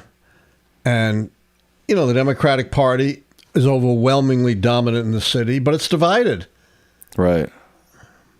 So, yeah, he's not just going to come in and say this is what's going to happen. There's a long road ahead of him. Yeah. And a very difficult road ahead of him. He's got a 8-point lead in Manhattan, though. That's pretty big. Like, you would think, other than obviously Staten Island, you would think Manhattan would be the second place where Cuomo would have a stronghold. Where's Queens? Bronx, he should be well ahead. He's 9 points ahead, 9.7 points ahead in Queens. And Bronx and Brooklyn is where the Bronx, Bronx he's destroying. It's 51-38. And Brooklyn? Brooklyn is 60-33. Right, and Brooklyn, I think, may have the most votes. Manhattan's the second. So obviously Cuomo's winning in Staten Island, and the next. But there aren't enough votes in Staten Island to make a difference. I'm just talking about the city and how each borough is perceiving these candidates. I'm not talking about Cuomo. I agree. Mamdani won, but he won. It's over. But I'm saying even in Manhattan, where you might not think Mamdani would do as well as he's doing. Maybe. I don't know. You wouldn't think that. You would think Manhattan would be very competitive. And maybe it will be when all the results are in. We don't know. It. But I don't think Cuomo's going to make up much ground. I'd be surprised. Yeah. All right. Let's check back. I don't think CNN still hasn't called New Jersey governor. Even though hasn't? No. Who's called it? Us and Decision Desk. That's it? That's it.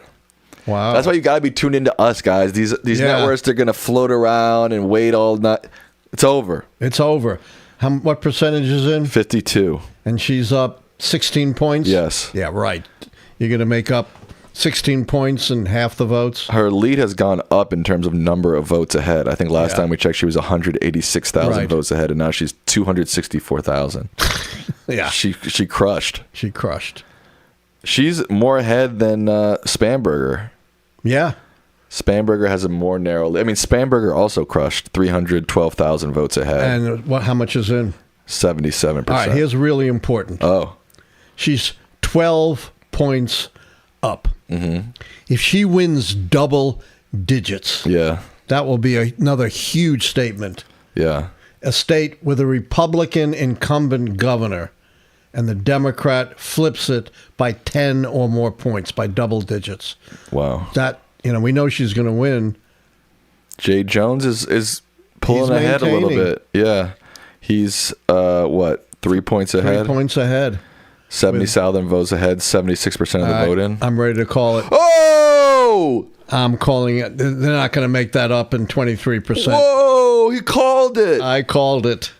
I'm not the first. No. I think I'm the second. Yes, you're the second, I think. But we've been the first on a lot of the key races here. Wow. They called. All right, CNN finally called Lieutenant Governor. I called that an hour ago. Yeah. CNN. Oh. I don't think they're doing this. Oh, they're not. They're definitely not. And I think on Fox they're doing this. Oh. Yeah, for sure. This is, just amazing results. Right. Just looks like it's going to be a clean sweep of everything, and the marquee races not close. Right. And I guarantee to you, my prediction will hold. All my predictions have held so far, and my prediction will hold on California Proposition 50, which, again, I will remind everyone, propositions make you snooze. But this one is really important. At stake is as many as 5 congressional seats, enough to swing the Congress one way or the other. Mm-hmm. I'm shocked they haven't called New Jersey They yet. haven't? I mean, CNN hasn't. I'm on CNN's website. Who's called it?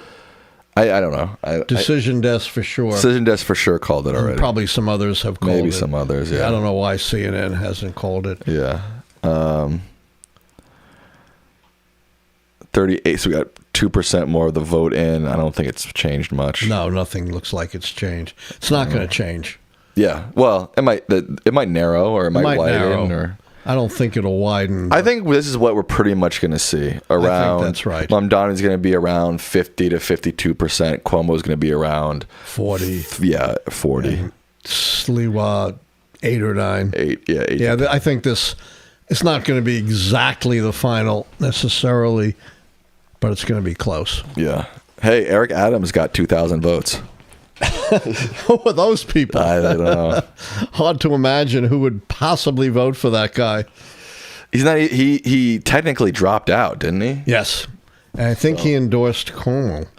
I guess it's people who I don't even know who would. Yeah, I was gonna say it's people who don't want to vote for a guy in Scandal or Mamdani, but also Eric Adams is in Scandal. Yeah, or people just don't know. Yeah. It's like I think those votes are random votes. Right. Well, Jim Walden got 931 votes. Yeah. And Irene Estrada got 888. Yeah, there are a lot of random votes. Do you know who Irene Estrada is? No, and I don't really need to. Okay, let's check in with the ballot measures. Maine. 21% of the vote in. How much? 21. Okay, and they're maintaining what we thought recommended. Was correct. And I mean, I guess you didn't predict that. You were just saying if you were voting in these, you would vote yes. Right, and I explained why. Yeah. Oh, the Denver snap is in. 27% of the vote in. 55.3% are saying yes to this measure. That would increase taxes on high-income families and use the money to fund universal free breakfast and lunch for K through 12. We supported that too. God, we've been doing pretty well. The Texas stuff is all going the Republicans' way. We're off on that one, but we said it was easily going to pass. Yeah, and this is Texas. This is Texas. This is Texas. And California, we will not know for another probably close to 2 hours. 2 hours. Yeah. Let's see. PA Supreme Court. Oh, what happened? PA Supreme Court. Oh, they're going to be clear. You're not even worried. You're not even there. Yes. Over 70%. I don't care what percentage is in. What? Right. 25%. It's 25%. Yeah. And you're not going to overcome 72%. Okay, so PA Supreme Court we've called over. They're all keeping Three their Dems. seats. Yeah, Let's Dems. tally how many Democratic wins. 3 in Virginia. Yes. 1 in New Jersey. Yes. That's 4. Yes. 3 in Pennsylvania. That's 7. Yeah. 1 in New York. That's 8. Yes. Wow. And pretty good. And some of them are better than expected. Yeah, for sure. W. Yeah, I mean, this race in Virginia between Spanberger and, not Virginia, New Jersey was supposed to be a nail-biter. Right. They were analysts predicting a Ciattarelli win. Were there? Yes, there were. Interesting. I didn't realize. And what that. percentage is in now? We have 54% of the vote in New Jersey. She's at 57%. Yeah, I don't think she'll finish. It's 57, but she might finish at 55. Yeah, she might finish at 55. Which would be a double-digit win. Yeah, if she has a 10-point win, that's going to be huge, right? Huge. So that was considered a race too close to call. There were polls from good outfits that had it dead heat, within 1 point or 2 points. Right. Interesting. Well, we've called everything except for Prop 50. Which I predict. We can't call it because there are no results yet. Right. But should we take a break and come back for Prop 50? You want to take a poll? They're going to vote for us to stay online. I'm just trying to think logistically how that's going to work. Because there's not going to be anything major coming in until 11. Right. Yeah. Are we going to lose our audience if we take a break and come back? Yes, definitely. So let's stay on, and I could grab something to eat and eat it right here. You sure you want to do that? You don't want to just wait till we're done? I don't think I can hold out till 11. Oh, you go ahead, grab something to eat. I'll try to keep him entertained. All right. While you're gone. I'll bring it here so I won't be gone long. Wait, careful. Yeah, you better help me get out of here. Just move that. Now you can just stand up. I got your seat. Go ahead. Yeah, there you go. I'll be back in a couple minutes. Okay. You keep them entertained. Keep them this. Okay, I'll go like this. All right. Now going that way. You good? Yeah. You sure? Yeah. Okay. I'm going to move forward a little bit. Oh, man. Let me see what's going on with the chat. The chitty chat, as I like to call it.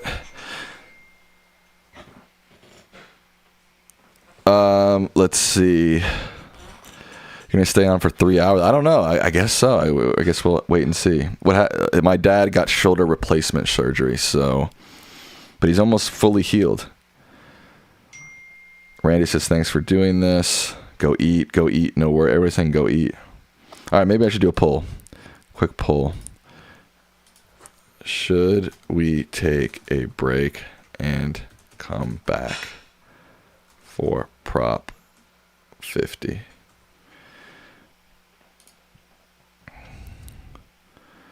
Hello, everybody. I think this is I just opened Photoshop. I think this is my first time taking the full helm of the Alan Lichtman channel. Turn on Fox News so we can watch the Cope. That's funny. All right. 66% say take a break and come back. Okay. 1 second. Dad? Yeah. We're going to take a break. What? We're going to take a break. Okay. Yeah. So you don't need to rush. All right, we're going to take a quick break. Yeah, I'll probably leave the stream up. Is there any sound coming from this? I guess I'll keep this up. Maybe.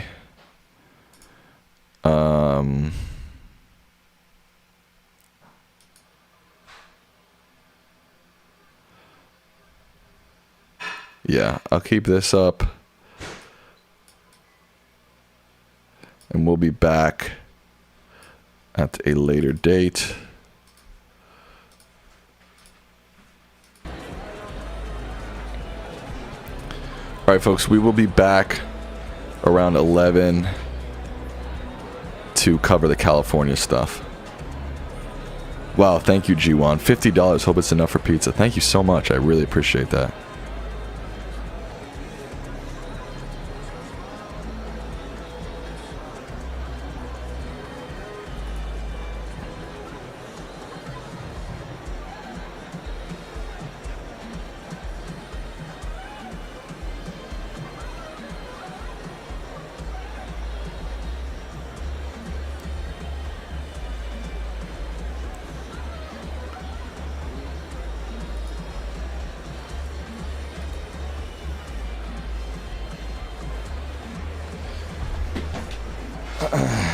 Wow.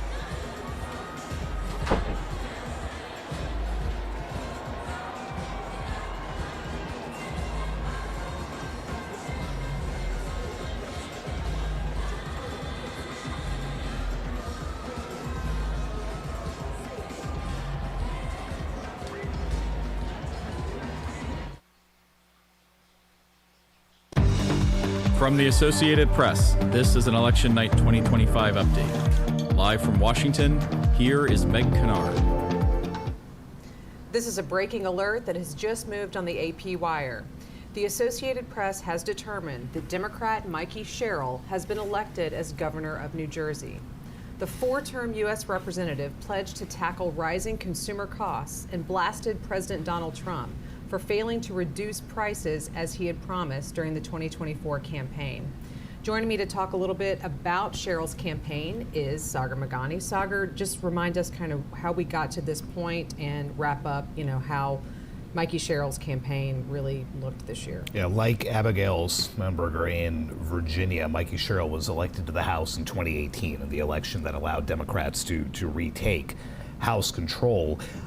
They both talked a lot about economics, like you just mentioned, but unlike Spanberger, who barely mentioned Donald Trump on the campaign trail, Sherrill focused on going after him. Like you said, energy costs, overall affordability. These were issues that she hammered in a state that has some of the highest tax rates in the country. And that, again, like in Virginia, is something that seemed to have appealed to people. This is now the third straight Democratic win in a gubernatorial election after Phil Murphy won back-to-back terms. Neither party, either Republican or Democrat, had pulled that off three straight times in more than 60 years. Right, so wow. Another little bit of history there. Sherrill becomes the second female governor after Christy Todd Whitman leaned very heavily into her background. She was an active duty Navy helicopter pilot. She was a federal prosecutor before she ran and served 4 terms. And now she gets to move to Trenton and become governor. Got it. It's so interesting to think about the biographies of these candidates and which ones sort of lean into them as they're campaigning and which ones maybe focus on something different. But that's definitely something that we saw Mikie Sherrill doing during her time on the campaign trail. She is someone who had that military service in her background and really wanted to play up the national security portion, as did Abigail Spanberger again in Virginia. Sherrill's grandfather was a pilot in World War II. And then she goes on to, again, serve in the Navy for more than 10 years, flying rather large helicopters. So it seems to be a playbook that has worked so far for Democrats, 2 for 2 in the only 2 governor's races so far this year. Right. Thank you so much for that analysis of the Democratic side of things. And now to think about the Republican side of this contest, we are going to go back to Mike Sisak in New Jersey, who has been with Republican Jack Ciattarelli's campaign at their rally site this evening. Mike, give us a sense of what you're seeing and hearing from Republicans in this contest tonight. Yeah, you're seeing on your screens Mikie Sherrill's headquarters, the Democrat that the AP has declared the winner in this race. Lots of jubilation there. Not so much at Jack Ciattarelli's headquarters. He's the Republican who now has lost his 3rd bid to be governor of New Jersey. He lost in a primary 2 cycles ago, lost to Phil Murphy, the incumbent now, by 3 percentage points back in 2021, and has now lost to Mikie Sherrill in this race. We have not heard yet from Jack Ciattarelli.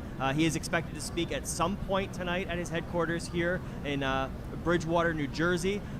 But already you have some glum faces in the crowd, people checking their phones, refreshing results, looking at the race call from the AP and other news organizations. And you have what was initially a festive mood turning quite dour. People still trying to make the most of it, conversing with friends, having some drinks, and waiting to hear from Jack Ciattarelli. Also, inevitably, the questions start to come out about what went wrong. We've seen on social media already people questioning the strategy of President Donald Trump not to campaign for Jack Ciattarelli in New Jersey, while others have pointed out that Ciattarelli has struck out twice before in his campaigns for governor, and that maybe this wasn't so much a referendum on President Donald Trump, but really a referendum on the candidates in this race. And as you mentioned, Mikie Sherrill is popular. She has been elected to Congress several times, and she flipped a Republican stronghold when she won that race in 2018. And as you mentioned as well, playing up her military background, and in this race, unlike in Virginia, really making Donald Trump a character in it, going on the attack, mentioning how he in her words, drove up the cost of living, and also has made decisions that affect New Jersey residents and New Jersey commuters. In the last few weeks, she made a focal point of her campaign the president's decision to freeze funding for the tunnel repairs and renovations going on, the commuter tunnels that link New Jersey and Manhattan. That has been a project that has been going on for many, many years.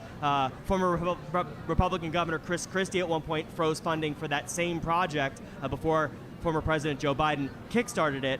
And now it is yet another political football or political chip that Mikie Sherrill seized on in these final weeks of the campaign. We expect to hear from Jack Ciattarelli at some point. We also expect to hear from Mikie Sherrill at her headquarters. But for now, the watching and waiting has turned into the what happened once again for Jack Ciattarelli. Mike, thank you so much for that reporting on the ground there from Jack Ciattarelli's campaign headquarters tonight.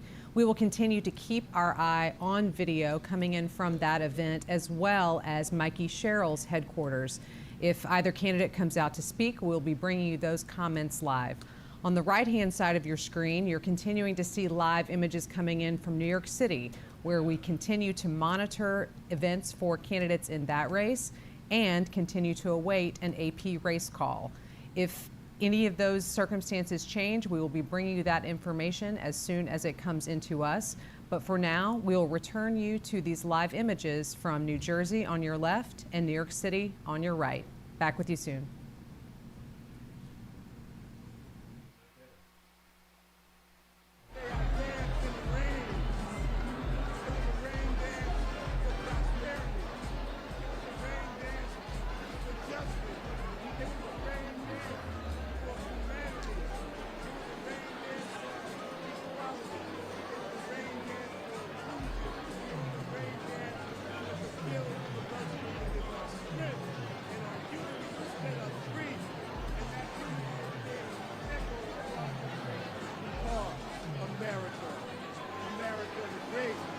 America, the home of the brave and the free.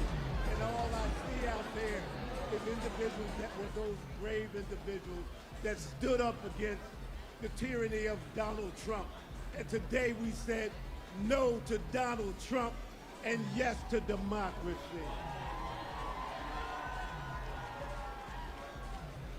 Now, I'm not using a teleprompter. This is all from the heart. Because I believe in all of you. And if you believe in us and you believe in our party, let not be tonight be the only night that we celebrate. Let tonight be the foundation of what we're about to build tomorrow. And we're going to stay on that course. We're going to build this party. We're going to be inclusive. We're going to listen to the voices that people have out there. We're going to listen to opinions. We are not going to dictate to you what we think you know. We're going to ask you what you need from us. That is how this Democratic Party is going to work. That is what got Mikie elected tonight. That's what will set us free on a course to taking back what belongs to the people of this great nation. That is our House of Representatives and the United States government. But we're going to start right here in New Jersey.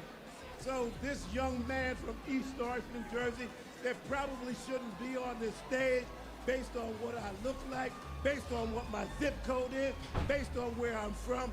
Guess what? We are here. And that speaks volumes across this great state. So I am about to just say something simple to all of you. I love you all. I love you all. What was done here tonight was something that was ordained by God. And if you have faith and you believe in a God, no matter what God you worship, what God you pray to, just understand there is a higher being here, and we must embrace that and use that as we move forward. So, ladies and gentlemen, I am the proudest man on the face of the earth because my family sits here, my biological family, my East Orange family, my Essex County family, but what's much important is my New Jersey family! This is Leroy Jones. I'm dropping the mic, signing off here. God bless you all.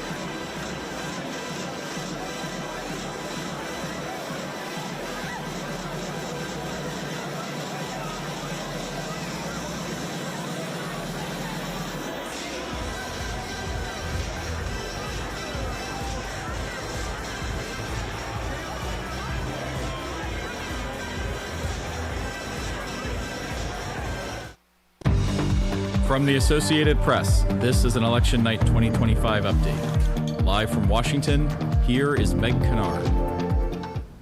This is a breaking alert that has just moved on the AP wire.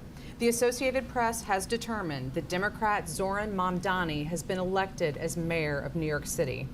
The 34-year-old and his campaign has come to symbolize the more youthful and progressive wing of the Democratic Party. Joining me to talk about this race is Zohran Mamdani. Zohran, so again, this is the big race that we've been watching all night. We've been watching the live video coming in all night from people gathering. But now that we have this race call and AP has declared Mamdani as the winner in New York City, what can we see there, and how do we think that this really is couched in tonight's overall results? Yeah, this was really a generational and ideological race. Here you have Mamdani at 34, who will now become New York's youngest mayor in more than 100 years, against Andrew Cuomo, the once disgraced governor, who claimed he was ready to do this from day one. Obviously a knock at the younger Mamdani, who describes himself as a socialist, a democratic socialist. This now plays into a lot of thinking that Democrats really do need to embrace that wing of the party to make themselves more relevant. But then when you look at the two governors' races that have been decided in Virginia and in New Jersey, both of the winners there ran as more centrist Democrats. So it's a really interesting dichotomy now for the party, where you've scored these three big wins going in two totally opposite directions. But Mamdani's campaign, you know, a young guy, very digitally savvy. It was entirely focused on how expensive it is to live there. And he put out some ideas about how to make things cheaper. That electrified a lot of folks, that turned off a lot of folks. It infuriated President Trump, who threatened to arrest and deport him. He was born in Uganda. He is an American citizen, so you can't just arrest and deport him. But that was the kind of rhetoric that we heard. And New York is the nation's biggest city. It's always going to get attention. this race just took on a life of its own. And, no one had heard of Zohran Mamdani a year ago. The 33-year-old state lawmaker has now been elected the mayor of America's biggest city. A stunning ascent for him there. Absolutely. And I want to talk in just a minute about some of the contrasts with the other major contests we've been tracking tonight, which Democrats have also been declared winners in. But if you are just joining us, just an update on where we are on this election night. The Associated Press has determined that Democrat Zohran Mamdani is the winner of the New York City mayoral race.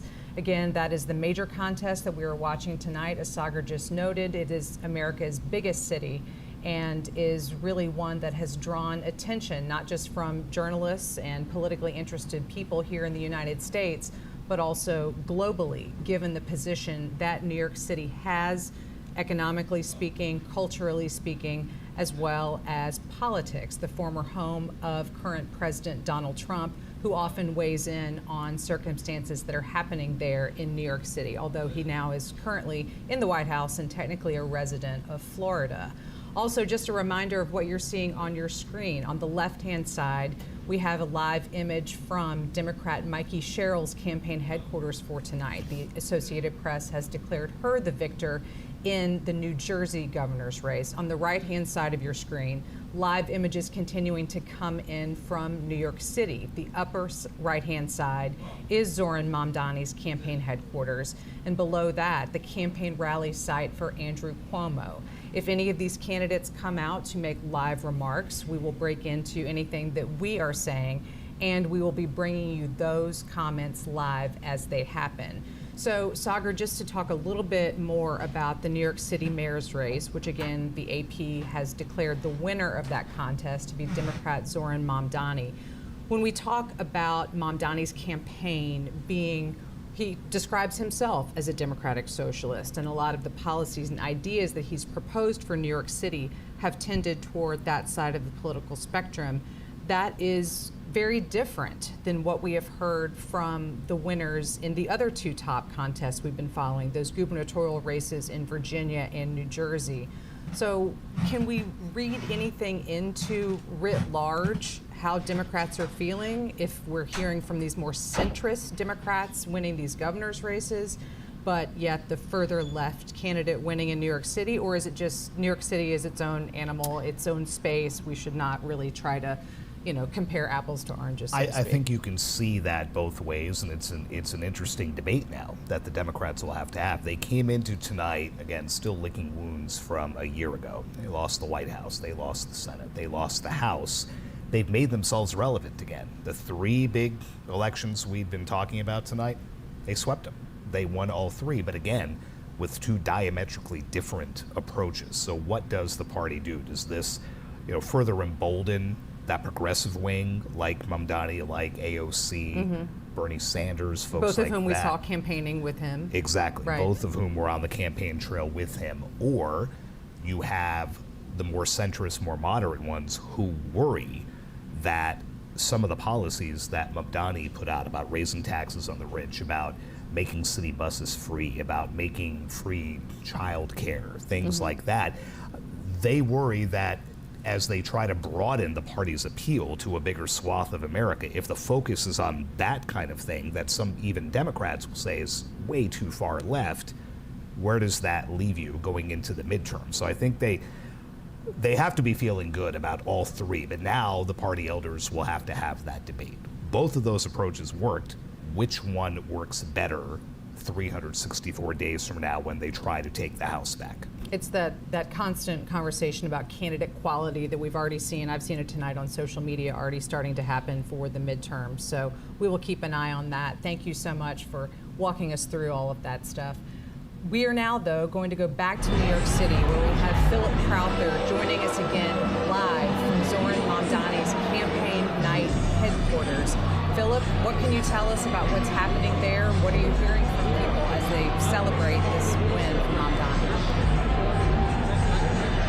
Yeah, you won't be surprised to hear that it's very much a party atmosphere here now. We're in downtown Brooklyn at the Paramount Theater, and I can actually see people only just walking in. They were kept outside, standing in line for quite a long time, so some of the people who are entering now to celebrate this victory of Zohran Mamdani to become the next mayor of New York City. They are getting the news as they walk into the theater here. Of course, we're seeing a lot of people celebrating right now. Not necessarily surprised, of course, because Zohran Mamdani was very much the front runner in most of the polls ahead of today's election day here. It's also worth mentioning that a really large amount of New York City voters went out to vote in the end. In fact, the highest number of voters for a New York City mayoral election in 30 years this time around. Very much a race that captured the imagination of New Yorkers, and that also got a lot of interest from the national media, from the international media. Very much a story that has been followed throughout the world, this one. A lot of journalists here, of course, and among them is Tara Palmieri. She's the host of the Tara Palmieri Show on YouTube. Thank you very much for joining us again, Tara. Thanks for having me. Now, it's time for us now to digest this news now. It's not a surprise that Zohran Mamdani is now projected to become the next mayor of New York City. But what is your initial reaction? Does it take you back a few months to that moment when it looked like it was very improbable that he could become mayor of this city? I mean, it was such a dramatic upset. That primary, he beat Andrew Cuomo by 13 points. And I think that really rocked the Democratic establishment. And they've all been bracing for this moment right now. And what they want to see is how decisive that win ends up being as it shakes out. Right now, he's about 10 points ahead of Andrew Cuomo, but he wants to go into this mandate with over 50%. And he wants to show overwhelming support when he pushes for these really progressive programs. When he goes to Albany, state capital, and he asks to help him fund, universal child care, universal free busing. I mean, he said that he wants to raise taxes on the wealthy and corporations. He can't do that. It's the governor, Kathy Hochul. There are city-run grocery stores. There are a number of things that he really wants to do, but he needs to have that political mandate to do that. And so while everyone is so excited here, I mean, what he represents, 34-year-old, Muslim, South Asian, New Yorker, literally started the race at 0%, whereas Andrew Cuomo started as a former governor, son of a former governor, former HUD, official in the Clinton administration, entitled, I would say, but dynasty. And for a very long time, the presumed frontrunner, he had the donors behind him, he had the real estate community, and to see Zohran Mamdani not only beat him, but overwhelmingly by what looks like it may be double digits. We'll have to say and keep close eye. And again, it's called so quickly, within an hour of the polls closing. It's really telling, and I think it reflects a moment right now in the Democratic Party where the base is overwhelmingly rejecting the establishment. Andrew Cuomo represents the Democratic establishment. He was the candidate picked by the establishment. And we have, the establishment players. Chuck Schumer, the Senate Minority Leader, has not endorsed. Hakeem Jeffries, the Minority Leader, has quietly endorsed. And then, Kathy Hochul is the governor and knows that her re-election in a year will depend very much on winning the support of the city. She's endorsed, but she's a center-left Democrat. And I think there are just a lot of questions about what this progressive populist movement, as Mamdani calls it, democratic socialism, which a lot of people are still wrapping their heads around. What does that even mean, right? What does that mean for the party? Can that exist in New York City and Ohio? How does the party separate itself in the midterm elections in a year from now? Is he just going to become the poster boy for the Democratic Party that the Republicans will use as a foil? Will President Trump target him in his, in his ICE initiatives and his anti-immigration initiatives? Then there are the clashes over Israel, and there's just so much tension. There's going to be so much clashes to come. This is going to be an administration to watch. A lot of his progressive policies are not that different than Bill de Blasio's, but he has so forward about what he represents, and he's got big dreams and a big agenda, and we'll see if he's able to do it. As we stand here, we expect the next thing to happen here, of course, is for Zohran Mamdani the projected next mayor of New York City to actually take the stage and give what is going to be his victory speech. Now, for his supporters, who are, some of them still coming into this theater here and who are celebrating now, what is maybe the first thing that they want their new mayor, who will be inaugurated in January, what is the first thing that they want to see him do out of all those promises he's made, out of all the things that maybe you might consider unrealistic and that certainly a Republican president might consider unrealistic? Free buses, free childcare. Which one of those is the absolute priority for his voters, do you think? I forgot to mention rent freezes. And I think a lot of people would agree with Jimmy McMillan, the former mayoral and presidential candidate. The rent is too damn high in New York City. It is astonishingly high. And I would say probably this audience, a lot of people in their 20s, 30s, strivers, making their way, would probably agree with that sentiment, right? They're not likely to be, the Wall Street hedge fund types, dynasty families that can afford to live in a New York City that seems to be increasingly only made for them. So he's got some hurdles because the real estate board decides if you can freeze rent-stabilized apartments. Eric Adams could stack the board in the favor of keeping it exactly the way it is right now, but in a few years he'll be able to choose his own board. So we might have to wait for that for a few, years. I think he's very close to already universal childcare because Bill de Blasio started with pre-K, universal pre-K, 3K in a lot of places. I don't think he's very far away. By the way, I see AOC up there. She is in the balcony, there we go, in the VIP section. AOC being Representative Alexandria Ocasio-Cortez of New York. She's right up there. One. So I saw Cynthia Nixon earlier. She's another populist, progressive star in the party right behind us over there, Hassan Piker. But yeah, I think there's the universal busing. I mean, it costs about $800 million a year. But in a $20 billion per year budget, it's not like that much money, Some have pointed out that they've been able to give subsidies to Elon Musk bigger than that. So maybe there's some private-public partnerships.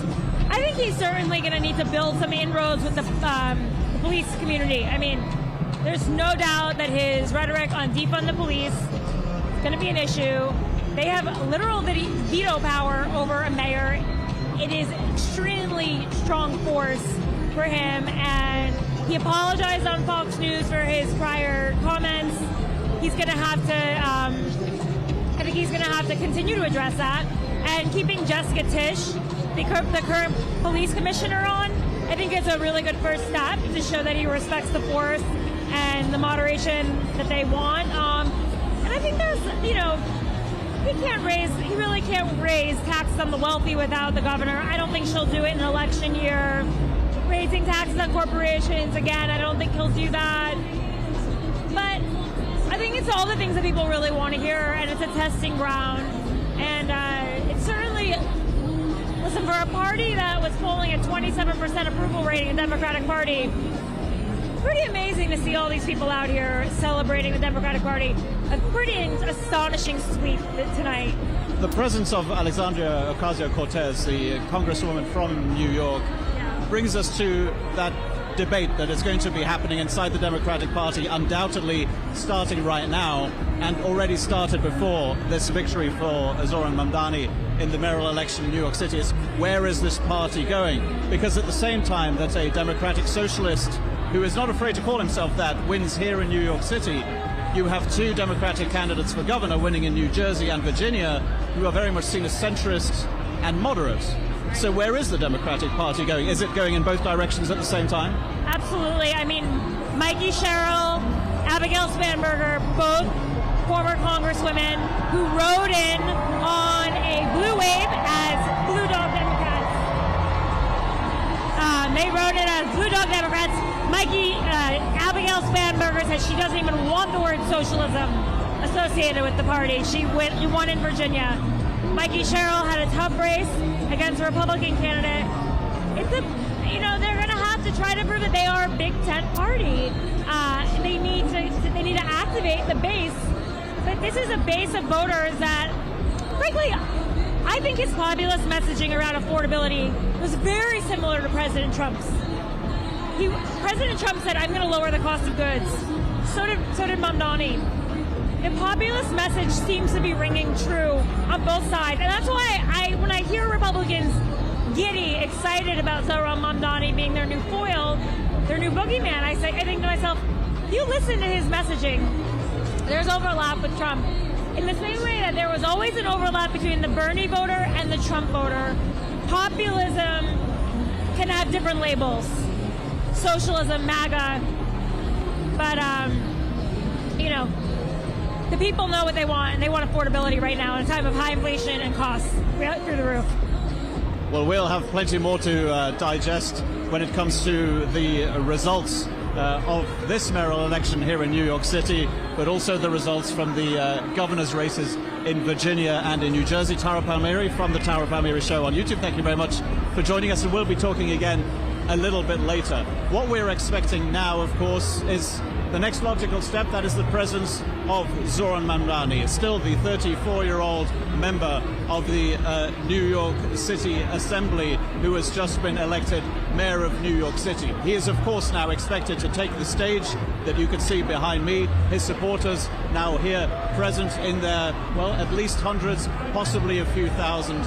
We expect them to listen to his victory speech pretty soon indeed, and we'll, of course, bring that to you live. Thank you, Philip, for those updates from the ground there at Zohran Mamdani's election night rally. We will certainly be keeping our eye on the video. And for those of you following along with us, as soon as Mamdani takes the stage to make his remarks, we will be bringing those to you live.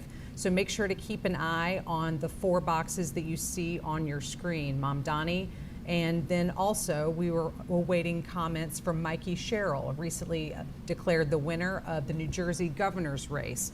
So we will also bring you those comments if we see them, but also Mamdani, awaiting him, expecting him to speak to supporters relatively soon. On your screen, we'll be leaving you with images coming into us from Denver, where votes in that state of Colorado are being counted this evening. We will bring you any news and updated AP race calls as we get them. But for now, we will return you to these live images. Thank you. See you soon.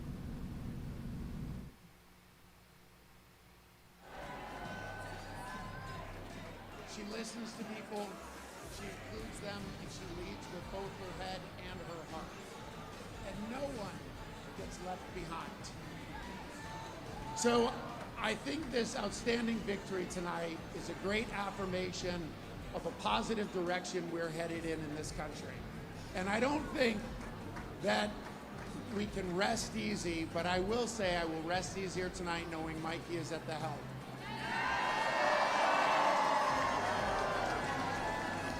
All right, New Jersey, so let's get excited, let's get inspired, and let's get loud. Ladies and gentlemen, please welcome the next governor of the great state of New Jersey, Mikie Sherrill.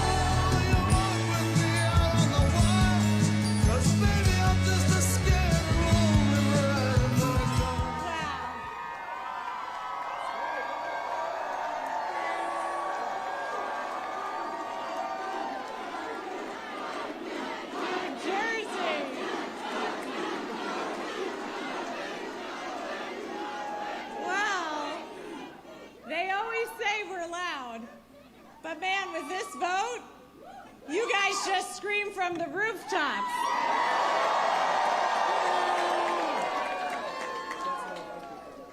And people around the country have heard you. I hear you too. This was a tough fight, and this is a tough state. But I know you, New Jersey, and I love you. I've fought for you. I've spoken with thousands of you over this last year. I know your struggles. I know your hopes. I know your dreams. So serving you is worth any tough fight I have to take on, and I am incredibly honored to be your next governor.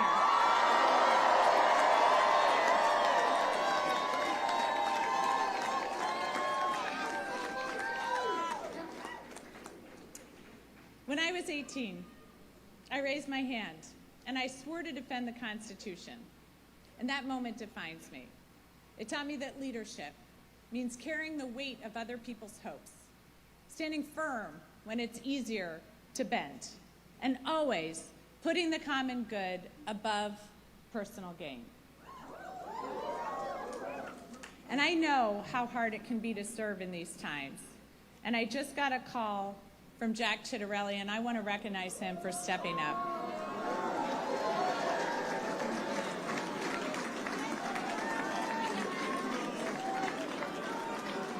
And all of you know, I love our history, and our state motto has always stuck with me.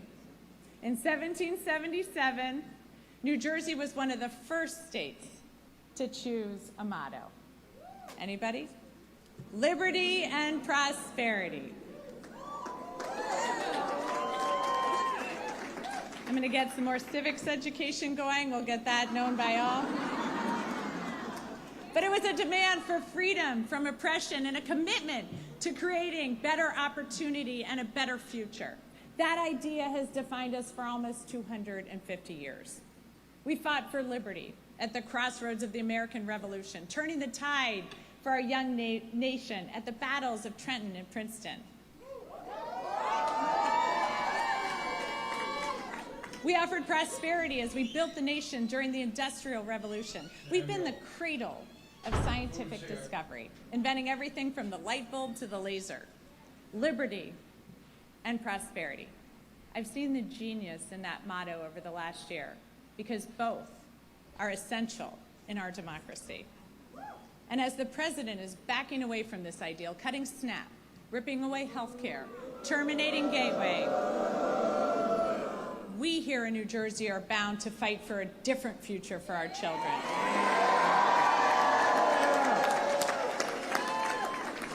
We see how clearly important liberty is. We know that no one in our great state is safe when our neighbors are targeted, ignoring the law and the Constitution. But prosperity is equally essential. Liberty alone is not enough if the government makes it impossible for you to feed your family, to get a good education, or to get a good job. So in this country, that shouldn't be too much to ask. But right now, all of it seems at risk. Governors have never mattered more.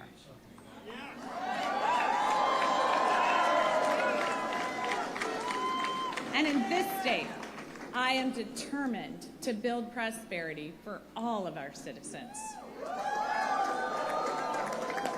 And I've heard from thousands of you about what liberty and prosperity mean to you, what it's going to take for your family to thrive.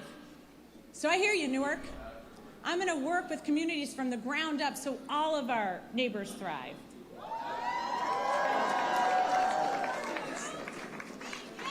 I hear you, Sham, so I'm going to declare a state of emergency on day one to drive down your utility costs. I hear you, Westfield, so I'm going to make sure our kids are safe online and schools have the resources they need to address the mental health crisis. I hear you, Jersey City, so I'm going to hold government accountable, balancing individual liberty with collective responsibility, ensuring people are safe, healthy, educated, and free to pursue their dreams. I hear you, New Jersey. Good government doesn't just manage problems, it solves them.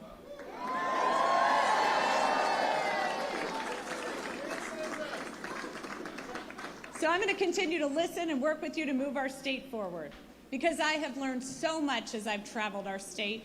Our innovations, our businesses, our inventors and entrepreneurs have amazed me, but it's the people that have left the biggest mark, especially those who are fighting for prosperity for their entire communities. I was moved during my block walk in Trenton with Shanique as she spoke so passionately about the promise of our city and our neighbors despite the challenges. I love the group of young men from Monroe who've been hard at work on this campaign. They want a seat at the table and they're ready to fight for their future. The little girls who come up to me to say that they're going to be a governor or they're going to be a president. It reminds me of my own belief that anything was possible. Akeem's team, who worked their butts off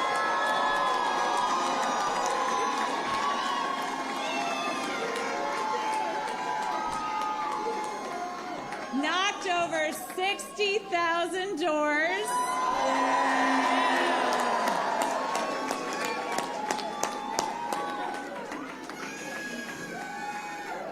Akeem told me these are not the kids who will succeed in Trump's vision of this country, but they will in mine. The men and women in labor.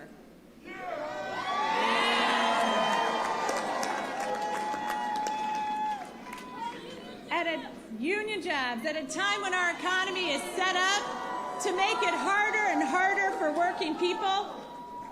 You know what? They don't just fight for their brothers and sisters in labor. They fight for all of us. For working families everywhere, so everyone has a shot. So thank you. Thank you to each and every person here tonight and across the state who's worked hard over the last year. Thanks to the thousands of volunteers who made millions of calls, texts, and canvases, to everyone who's ready to stand and demand a better future for our kids and our families. To my running mate, Dr. Dale Caldwell.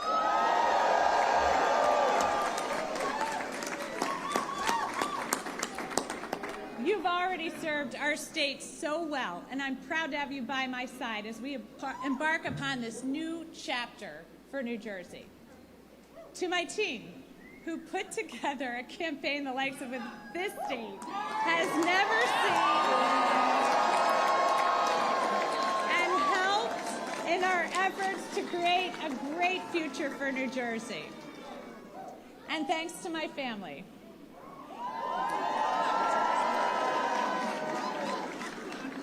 who put up with missed soccer games, lacrosse games, football games, volleyball games, swim meets, and rugby games, all to put up with this, so thank you. And a special thanks to my husband, Jason.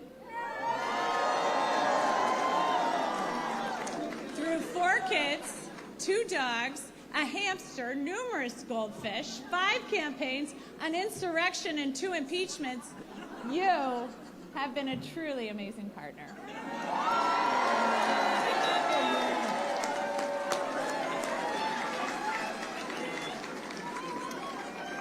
So thank you to everyone who's joined me in fighting for a better future. I know these are tough times. I know not everyone voted for me, but I'm working for everyone. Every single one of you. When we all do better, we all do better. So tomorrow begins a new day. And at each new day in New Jersey, the sun rises over the Statue of Liberty, a daily reminder of her promise. Give me your tired, your poor, your huddled masses yearning to breathe free.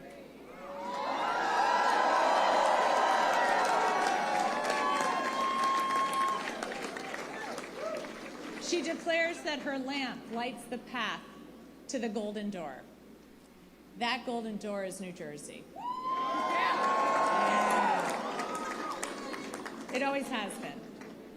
And that expectation is well deserved, especially after this election, where we chose, we're going to follow Lady Liberty's beacon. We're not going to give in to our darker impulses. Here in New Jersey, we know that this nation has not ever been, nor will it ever be, ruled by kings.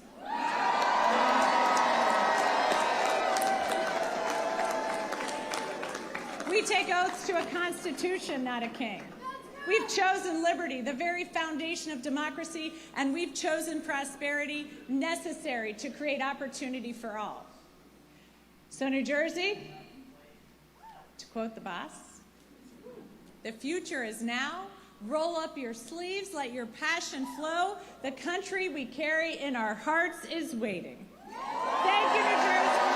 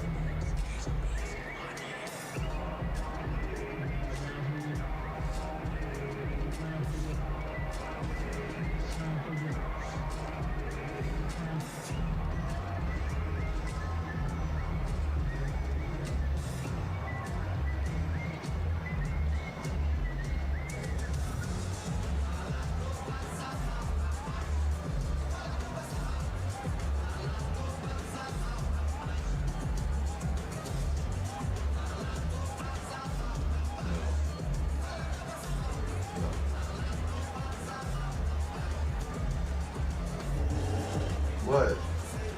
You go out? Yeah, let's go.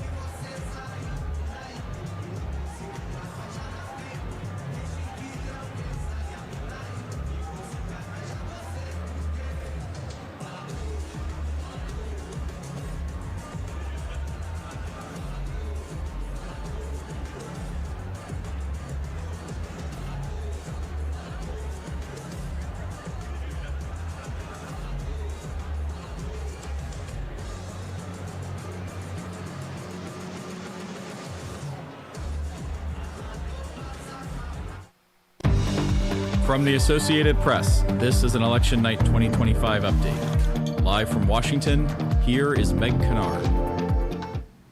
Welcome back. Just to give you a recap of where we are at this hour, the Associated Press has declared Democrat Zohran Mamdani the winner of the New York City mayor's race. You've been seeing on your screen images coming into us from his election night headquarters there in New York. And we are now going to go there with AP correspondent Philip Crowther to give us a sense of what it's like on the ground as we wait for Mamdani to make remarks. Philip? Yeah, and you can, of course, see the contrast right now in the boxes you have on your screen.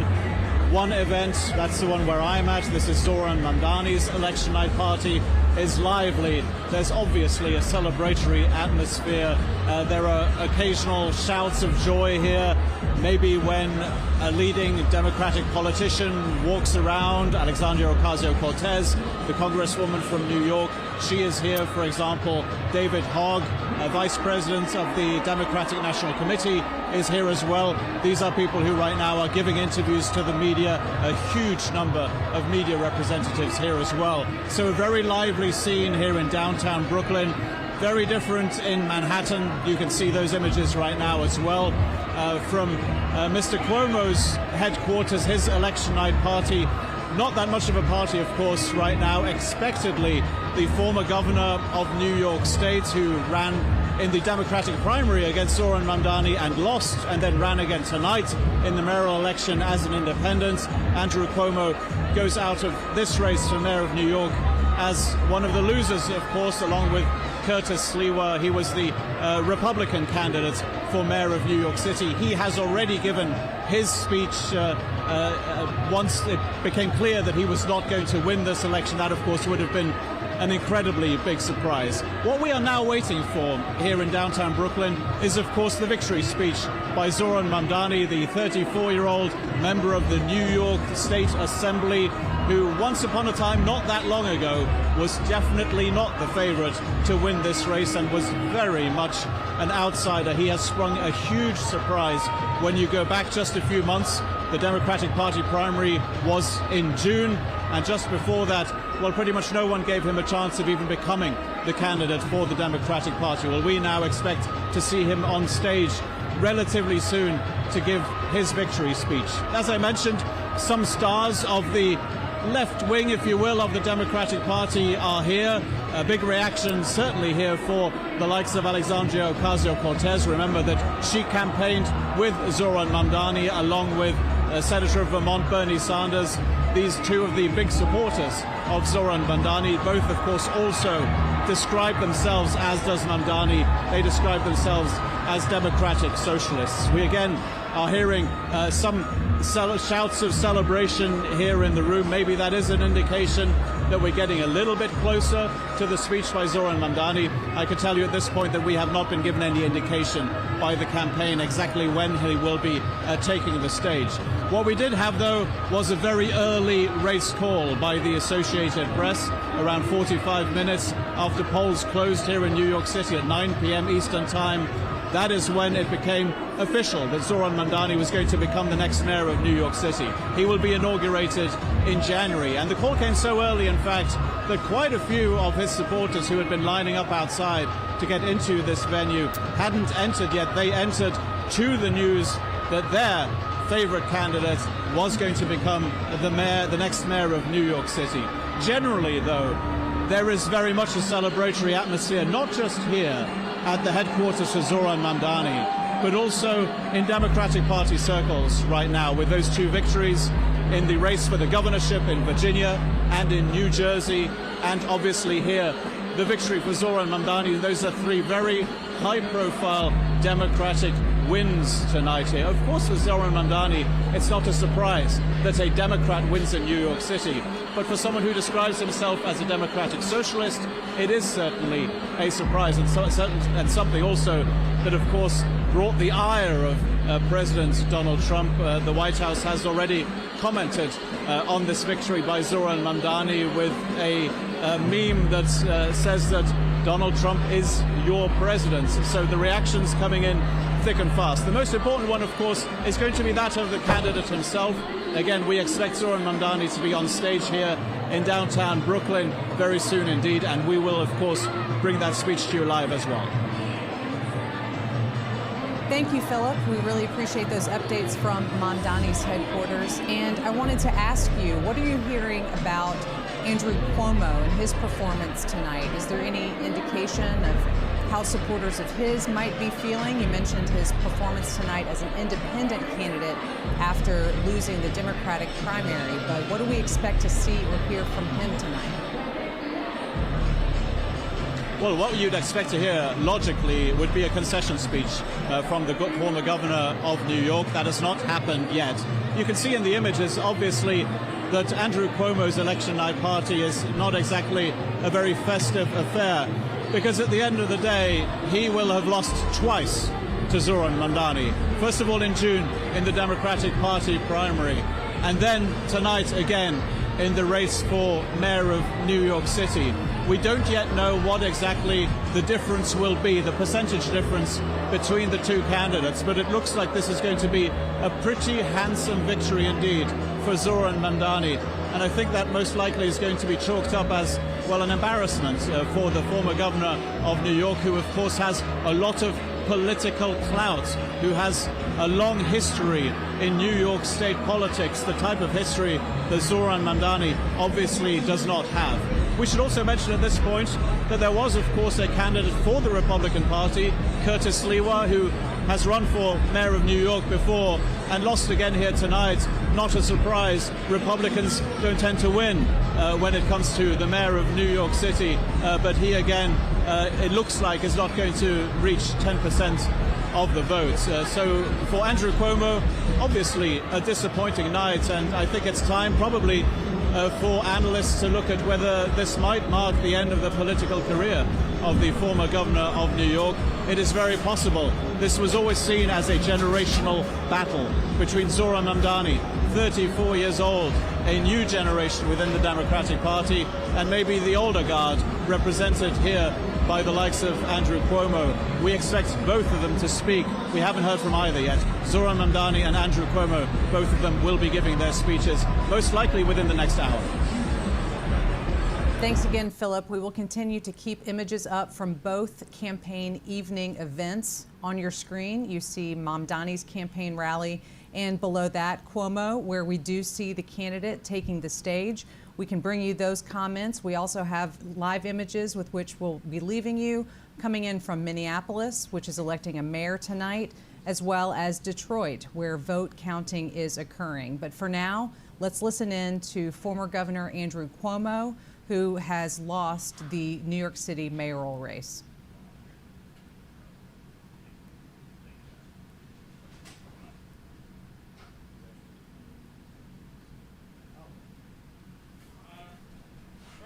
Let me, I love you too. I love you too. Let me acknowledge part of my special campaign team. We have from the right, Tella Flundaval, the new son-in-law, husband of Mariah. We have Mariah, Cara, Michaela. I want to thank our campaign chairman, Bill Mulrow, our great campaign manager, Greg Goldner. I want to thank Mayor Adams, who stepped out of the race to make us more competitive, and that was a very gracious thing to do.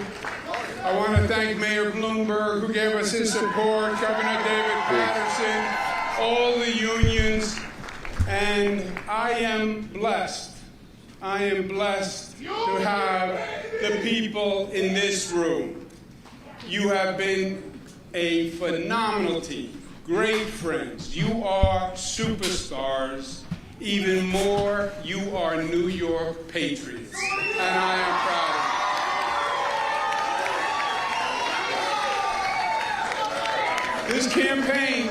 This campaign was the right fight to wage. And I am proud of what we did and what we did together. This campaign was to contest the philosophies that are shaping the Democratic Party, the future of this city, and the future of this country.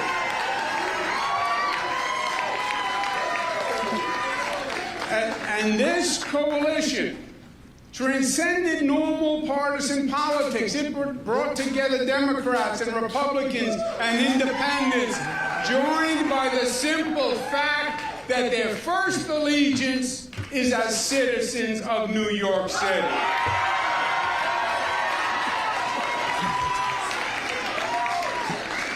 Two million voters, the largest number in modern political history, cared enough to show up in a municipal election. And 42% voted for us on an independent line.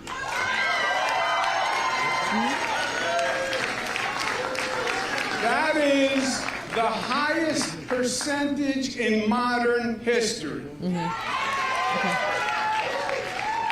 Ironically, it is just higher than when Mario Cuomo got 40% on an independent line against Ed Koch in 1977. It's also important to note that almost half of New Yorkers did not vote to support a government agenda that makes promises that we know cannot be met.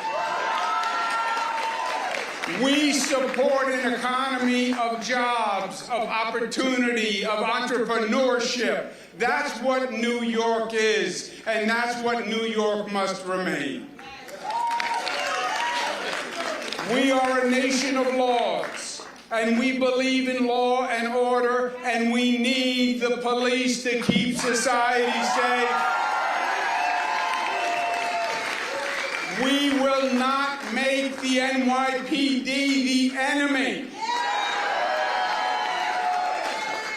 We cherish our diversity, and we have no tolerance for discrimination of any kind by race, religion, sexual orientation, or creed. And we will not tolerate any behavior that fans the flames of anti-Semitism or diverse attacks.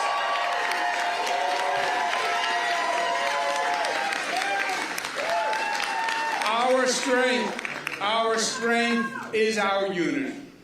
Black, white, brown, Christian, Muslim, Jewish, Buddhist, we are one. We are the family of New York. We believe in interconnection and mutuality and codependence. And you attack one of us, you attack all of us. That is what it means to be a New Yorker. No one and nothing will ever divide us.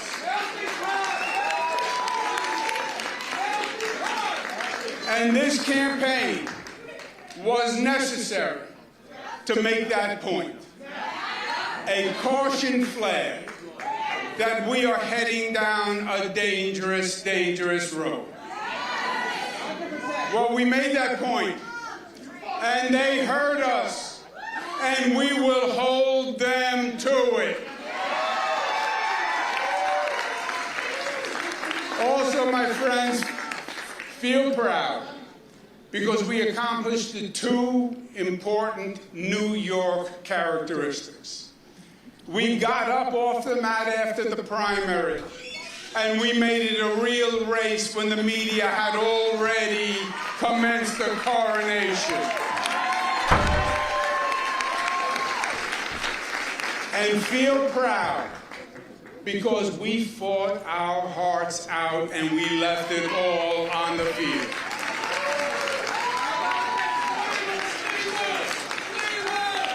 Congratulations to Zohran Mamdani.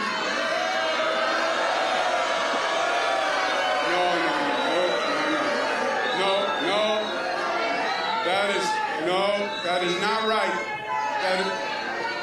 That is not right, and that is not us. That is not us. Tonight was their night, and as they start to transition to government, we will all help any way we can because we need our New York City government to work. We want it to work for all New Yorkers because our city is the greatest city in the world, and we will unite for New York City because we love New York City. And from the bottom of my heart, I thank each and every one of you. I love you for the fight you made, for the soul that you showed, and the example that you set. New York City heard us, and we will be the better for it. Thank you, God bless you.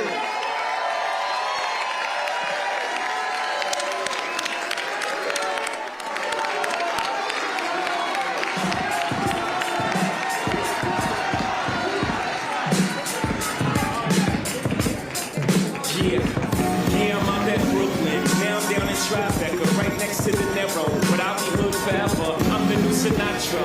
And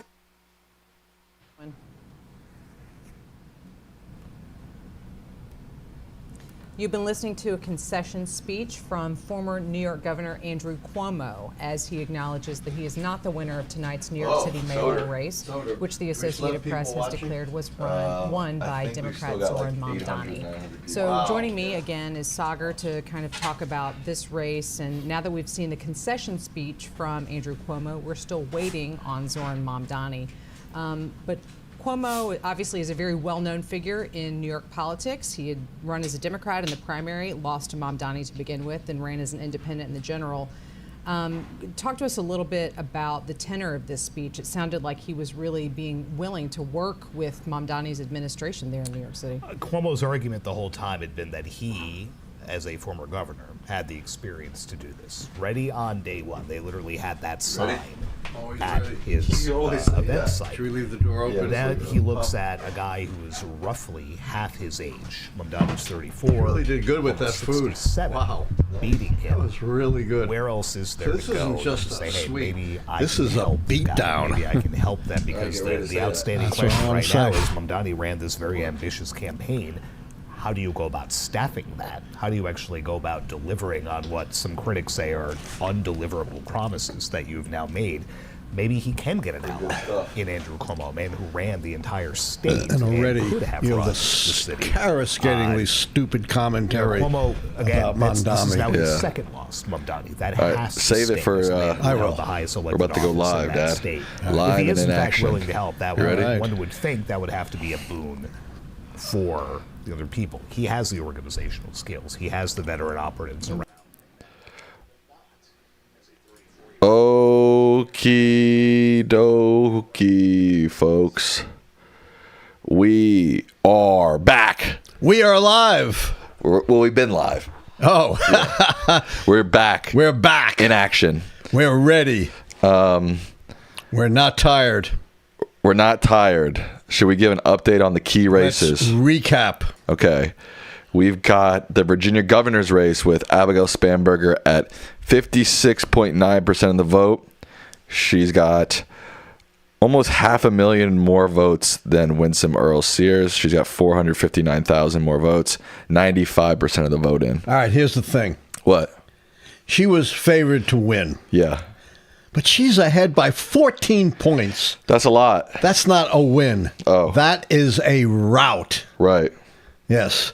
That is a punch in the mouth right to Donald Trump. No doubt. Well, maybe Earle Sears was not his favorite candidate, but she was the strongest MAGA in any of these races. Yeah, probably so. 14 points. That's huge.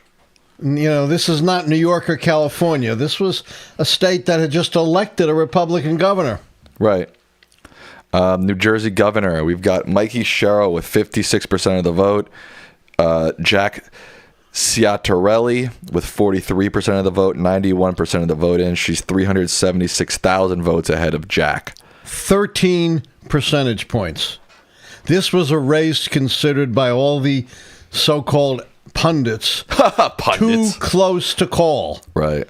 That was a toss-up. Ciattarelli had a decent chance to win, although she was certainly favored, right? 13 points. Again, that's not a win. That's a rout in a state that Trump was counting on to move towards the Republicans, a state that has, in the past, elected Republican governors in what was considered to be a favorable race for Sherrill, but a close race. She trounced Ciattarelli by 13 points. In these two key races, this was, let's go to the third one. The third Democratic Republican race. Although it's really more Democratic. I was going to say, which one are you talking about? The New York City mayoral race. Zohran Mamdani, with 90% of the vote in, is up 50% to Andrew Cuomo's 41.6%. Mamdani has a 177,000, almost 178,000 vote lead over Cuomo. Yeah, he's won by about 9 points. And I understand Cuomo's been a Democrat and he's run as an independent, but who endorsed him? DJT. Exactly. This was not only a Democratic sweep. This was a rout way beyond what any of the so-called experts had anticipated. Yes, they might have anticipated a Democratic sweep, but not by these kinds of margins. Right. This is a huge statement. You know, Donald Trump says he's been the most successful president in history. Imagine that, yeah, during his first 9 months. Well, what have the voters said to that? Bosh. Nonsense. Bosh. You know, we are going to repudiate you, and we are going to repudiate you big time.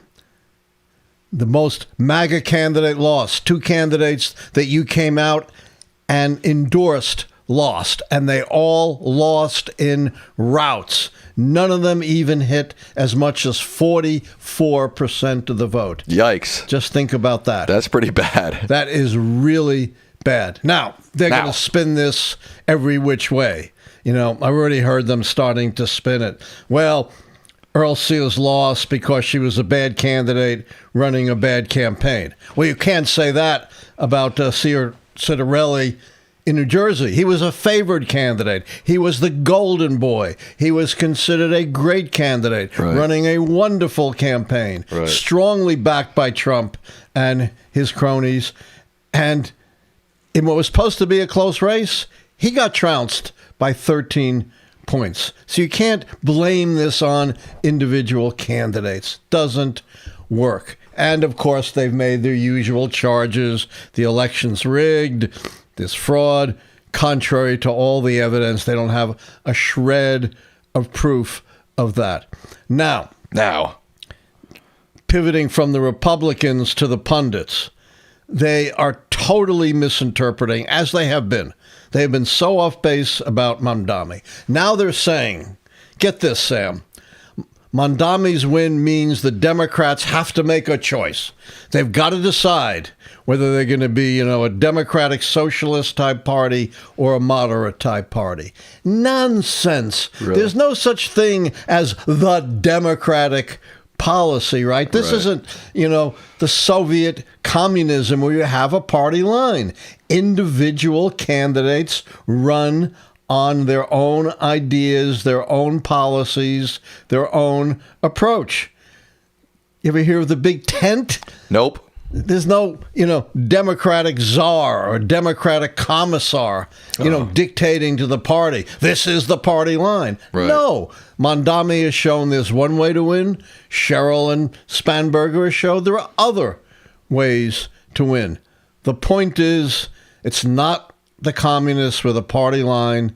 Individual candidates will adopt to the circumstances of their election, to their background and their ideas, and Mamdani's win, no more than AOC's win a number of years ago, or Bernie Sanders' win, changes anything about that, except for one thing, which once again, the Democrats have failed to grasp. Try to understand why Mamdani has created more excitement, more interest, more fun than virtually any other figure in the Democratic Party. Don't panic. Don't run from him. Grow a spine. Learn what you can. It doesn't mean you have to mimic his ideas or his policies. Does it, Sam? No, I want to give you 53 minutes ago, Trump actually posted on Truth Social. Oh. He said, quote, Trump wasn't on the ballot and shut down were the two reasons that Republicans lost elections tonight, end quote, according to pollsters. I've not seen a single pollster say that. That's what I'm just or reading. Any of the polls showing that. Yeah, that might be a plausible explanation if these candidates lost marginally, right? Right. By a point or two. They got slaughtered. Yeah. And that's an absurd idea. Plus, it's an incredible admission. You can't run again. You may want to. Right. You can't run again. Right. That means Trump will never again be on the ballot. And if Republicans can't win, right? Right. Follow the logic here. Without Trump on the ballot, the conclusion is Republicans can never win again. I mean, I'm sure that's not what he meant, but that is the logic of what he's saying. You can draw a line logically. You can draw a line there. And, of course, we will do that. We're not going to let him get away with anything, are we? No. I think, this is, if you're a Democrat, if you're a progressive, this is a great night. But I want to make, and I don't want to dampen the parade, but Please don't. No, I do want to say something. Go ahead. Progressives and Democrats need to keep their foot on the gas. Oh, completely agree. 2026 this is an important night, but 2026 is about 7,000 times more important than tonight. So this is amazing stuff if you're a Democrat, if you're a progressive, but keep your foot on the gas.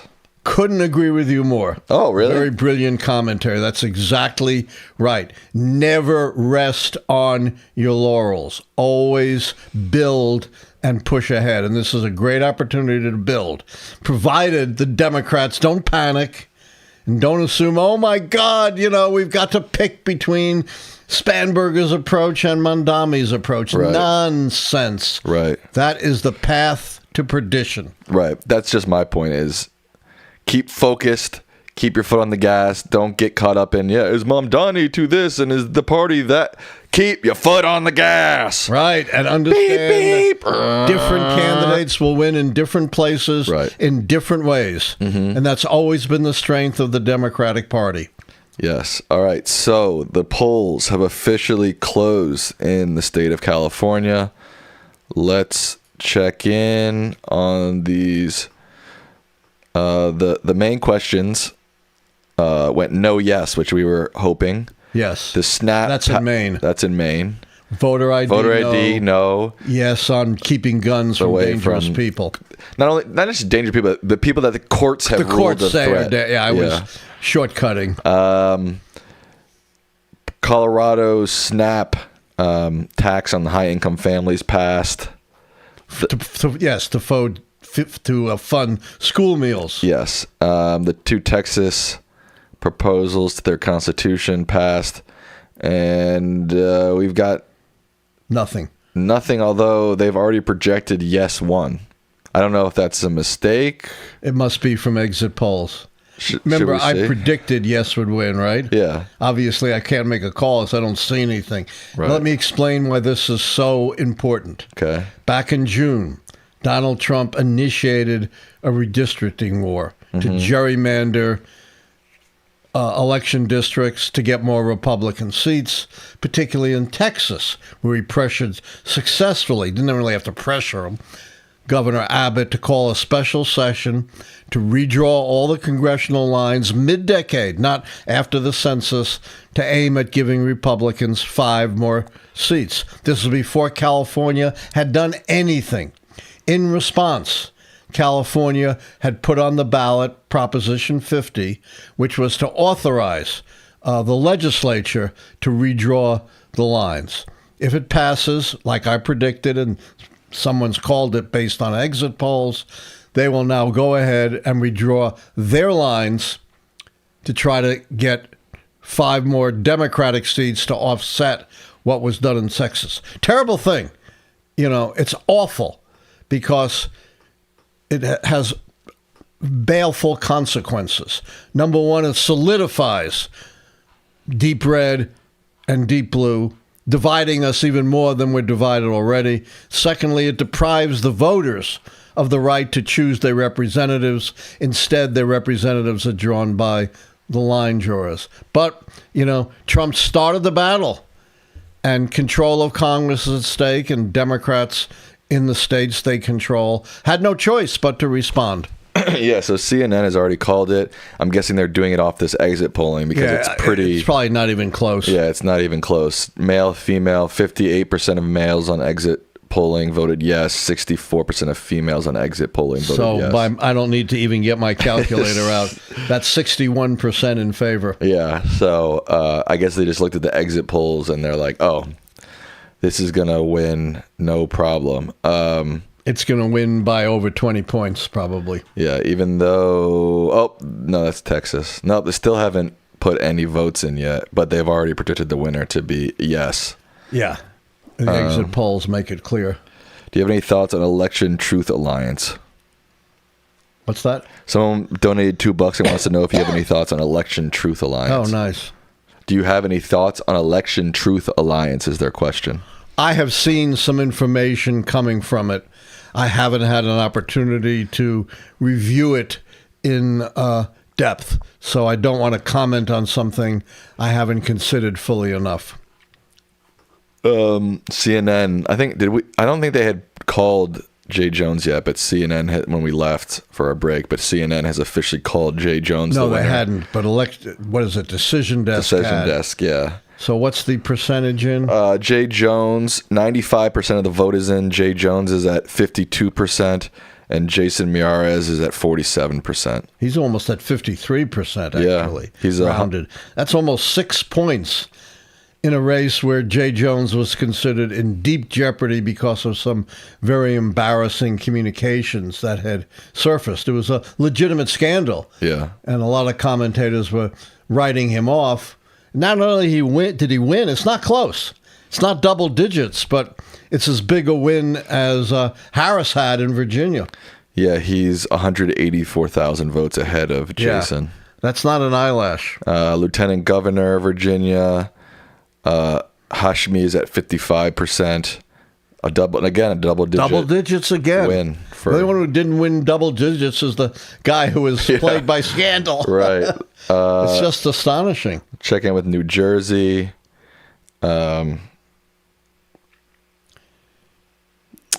She's still 13. Was it? What's 13 points ahead? A little like 12.6. Yeah, but yeah, rounded at 13. Right. 93% of the vote in for New Jersey Governor Mikie Sherrill, Democrat. Jack Ciattarelli, Republican. She's up by 12.6%. That's massive. That's massive in a race that was considered too close to call, and that she was running against the golden boy of Donald Trump and the Republican Party, a guy who came really close last time to winning, much closer than this.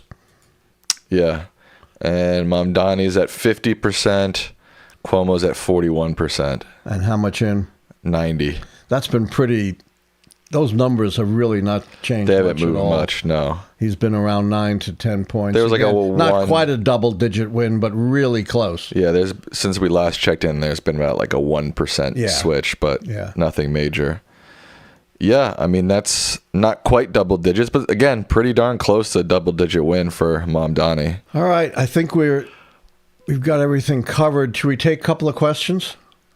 If you want to, sure. Yeah, I can take a couple of questions. I'm just double check. Oh, we wanted to check in on some of the mayor elections real quick. Beyond New Mamdani. Jersey, particularly Jersey City. Yeah. These are all these big cities. They're all going. Jersey City. It's going to run off. Yeah. Is it still McGreevy and Solomon? Yeah, but it's pretty close. But it hasn't moved. Hasn't moved much at all, but 80% of the vote's in. Yeah, it's pretty clear it's going to be Solomon and McGreevy. Yeah. Bill Odia is at 21%. I don't know who that is, yeah. He's at 21%. Yeah, he's still too far behind. I was interested in Minnesota. Minneapolis, I mean. The incumbent is ahead, and it's ranked choice, and there is 9. Oh, he won. Yeah. I'm surprised they haven't. There's 98% of the vote in. Why haven't they said he won? Because it's ranked choice. He doesn't have a majority. They're going to keep going with second and third choices until someone gets a majority. Right. It's incredibly unlikely. Right. In fact, I'm calling it for Frey. Yeah. I guess it's not going to switch from subsequent choices. He's too far ahead. He's 10 points ahead. Yeah. Omar Fateh was the more progressive candidate who was... As I said, you don't have a single way of campaigning or developing policy. You adapt to different candidates, different circumstances, different states, different communities. Yeah. I think that's the last mayoral election. Yeah, I think that's the only one. Any special elections? Yeah, that's all Democratic. Yeah. That's a seat that I believe the Democratic incumbent died and Abbott delayed forever to hold the special election because he didn't want to fill a Democratic seat. Right. Christian Menifee looks to be in the lead with 52% of the vote in. They're all Democrats. Yeah. There's no Republican in that. I think it's a Houston district. Yeah, it was Sheila Jackson Lee's district. Yeah. And PA, you said this wasn't even an issue. No. Although it's gotten quite a bit closer. Yeah, but, how much of the vote is in? 82. Yeah. I mean, they're all still projected. 60-40. CNN has even projected them to be the winner. They're going to win. They all kept their seat. Close. All right. And remember, that was another race that Trump weighed in on. Right. Saying, get rid of these Democratic judges. Right. Oh, we're starting to get some numbers in from California. 18% of the vote in, 63% yes, 36% no. Wow. So it seems to be 25 point. well ahead. 6 point. Yeah. I think that, as we know, that's a foregone. So did Republicans had 0 victories tonight? 0. Am I correct about that? Single one anywhere. Right. Anywhere. Maybe you could say the Texas propositions. Oh, right, the Texas propositions. Yeah, but those are pretty meaningless. Not important. And anything that really mattered, Republicans, 0. I mean 0. Now, is there anything... It's a far bigger rout than anyone expected. Right. Because I was going to say, this election, this 2025 election, just the context of it all, it leans in the Dems' favor, right? You've got elections in Virginia, which went blue for Harris. Correct. New Jersey, which went blue for Harris. New York City, which is obviously California. Right. So, the Dems should do this. But you're saying what's remarkable here is... the rout. Right, the rout. It's not just wins, it's a rout. And, Virginia had elected a Republican governor the last time. New Jersey has elected Republican governors. So it's not as if, any Democrats for governor is going to win in Virginia and New Jersey. They would be favored, but it's not a sure thing. And to win by these margins, by 13 points, especially in New Jersey, is astonishing. Yeah. That was their golden boy candidate. Right. Can I hear your best New Jersey accent? I don't think so. What, was that a robot or what was that? So you want some questions? Yes, I'll take a couple of questions. Not many. All right. It's late. Donations will obviously get donations definitely should get priority and members. But members. I got the chat open, so if people want to start popping their questions in here. I am getting a little tired, so I will answer at least 2, though. Okay. That's why I was a little surprised why you said, oh, robot. You sounded like a robot. A robot. That's an inside stream joke if you don't know. Do you think these results will impact the shutdown? That's from Miles Wolf. Remember? It's hard to say. They should. They should be a big message to Republicans that their shutdown strategy is not working and they need to negotiate in good faith with the Democrats. But, they're so stubborn, I'm not sure. But they certainly should. And I would say the odds are they will have some impact. Yeah, I think they'll be part, a piece of news today that sort of got overshadowed by the election was there was like a massive crash at a Louisville airport. Another one, huh? I don't know if you heard about that. And now there's a small plane or a commercial plane? I think it was a U.S. Postal Service plane. Wow, so a commercial plane. This is way out of hand. And I'm trying to see if I can find the footage of the crash. It was extremely visceral. This. All right. Before we get to that, let me follow up on this idea of these elections affecting the shutdown. Trump admitted it, didn't he? Yeah. He said, I'm not on the ballot. That's one reason. Right. Of course, meaning Republicans will never win again. Right. And the shutdown. So he's admitting, A, that Republicans can't win without him, and B, that the shutdown is having a negative effect on Republicans. Yeah. As we already knew from the polls, which blamed Republicans more than Democrats. Yeah. My point, I think it's a piece of a puzzle, that's going to affect the shutdown. Yes. But like I said, I think there's also news that airports might be shutting down. And, check out this video. Oh, my God. That's the crash. Where is it? Louisville. Louisville, Kentucky. They can't see it yet. Hold on. Okay, so this is from just somebody, I guess, who was driving by. That looks like a firebomb. Well, just wait. It gets worse. Oh, my God. I think they're speaking Spanish in it, but I assume nobody survived this. Oh! It's like carpet bombing. Oh, my God. Yeah. Yeah, this cannot continue.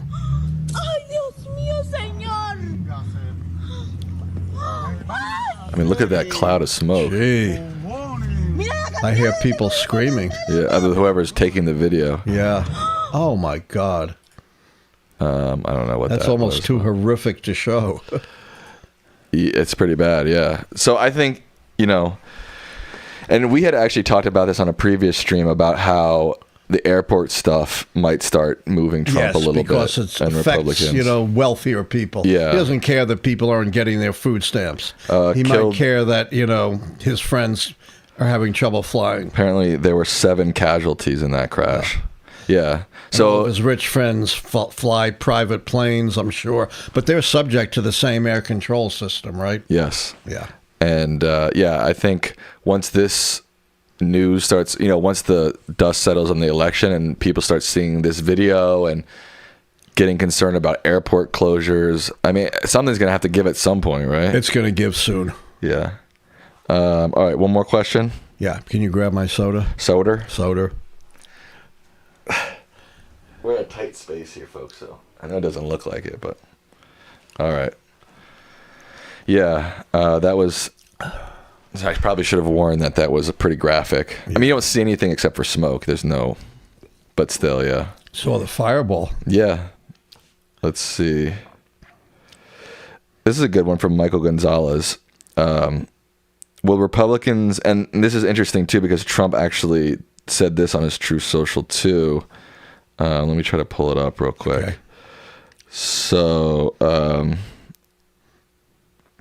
the question from Michael Gonzalez is, will the Republicans try to nuke the filibuster after these results? And Donald Trump posted 35 minutes ago. Republicans, terminate the filibuster, get back to passing legislation and voter reform. What he calls voter reform, of course, is voter restrictions. Right, and then he like tweeted... stopping mail-in voting. Well, then he tweeted 18 minutes later and said, pass voter reform, voter ID, no mail-in ballots, save our Supreme Court from packing, no two-state addition, etc. Terminate the filibuster. I don't think that's going to happen. I mean, it seems like John Thune really doesn't want to do it. He really does. It just opens such a can of worms for both parties. And they would have to get virtually every Republican behind it because no Democrat's going to vote for it. Right, but so you don't think that tonight is a big enough incentive for Trump to convince these guys to actually do it? I don't think so. I mean, you never know when it comes to the Republicans, but I don't think so. I think they're more likely to try to compromise. Yeah, There's no skin off their nose to agreeing to saving health insurance for tens of millions of people. I know. It's kind of crazy. It's crazy. The thing they won't just come to the table on is like, hey, let's not kick millions of people off their health care. Yeah. It doesn't seem like a difficult proposition, does it? No. Let's check California. California. Here it comes. 35% of the vote in. 62% say yes. 62.7. Yeah. 30. So it's 37. 26 say no. points. 26.4. Yeah. That's unbelievable. We Almost. knew it was going to pass, but again, it's a rout. A rout. All right. I think with that, we will wrap up this special edition of Lichtman Live, Election Night 2025. What a night for Dems, like you said. A rout. A rout. And let's put it on the record. Rout. Who beat everyone else for most of the calls. That is true. I think we won. I think we beat everybody except for one call on Jay Jones with Decision Desk HQ. Decision Desk. Or we either beat or tied. Exactly. You're right. Either beat or tied. Yes. Thank you all for watching. Don't forget, Dems, keep your foot on the gas. Yes, that was a very smart comment from Sam. And in no way was it cynical or dampening. No, I feel hopeful. I feel great. I mean, as a progressive person, I wouldn't necessarily, I'm a Democrat or I'm not a Democrat, but as a progressive person, this night made me feel hopeful. So that's awesome. It really should. And what Trump had to say should make everyone who's not enamored of Trump very happy. They can't win unless I'm on the ballot. And guess what? You're never going to be on the ballot again. Right. All right, folks. Good night. Good night. Don't forget to like the stream. Please. Subscribe if you're not subscribed. Become a member today. That's the critical thing. Become a member if you're not. Good night. Good night. TNT, Truth Not Tyranny. Love it. Hold on.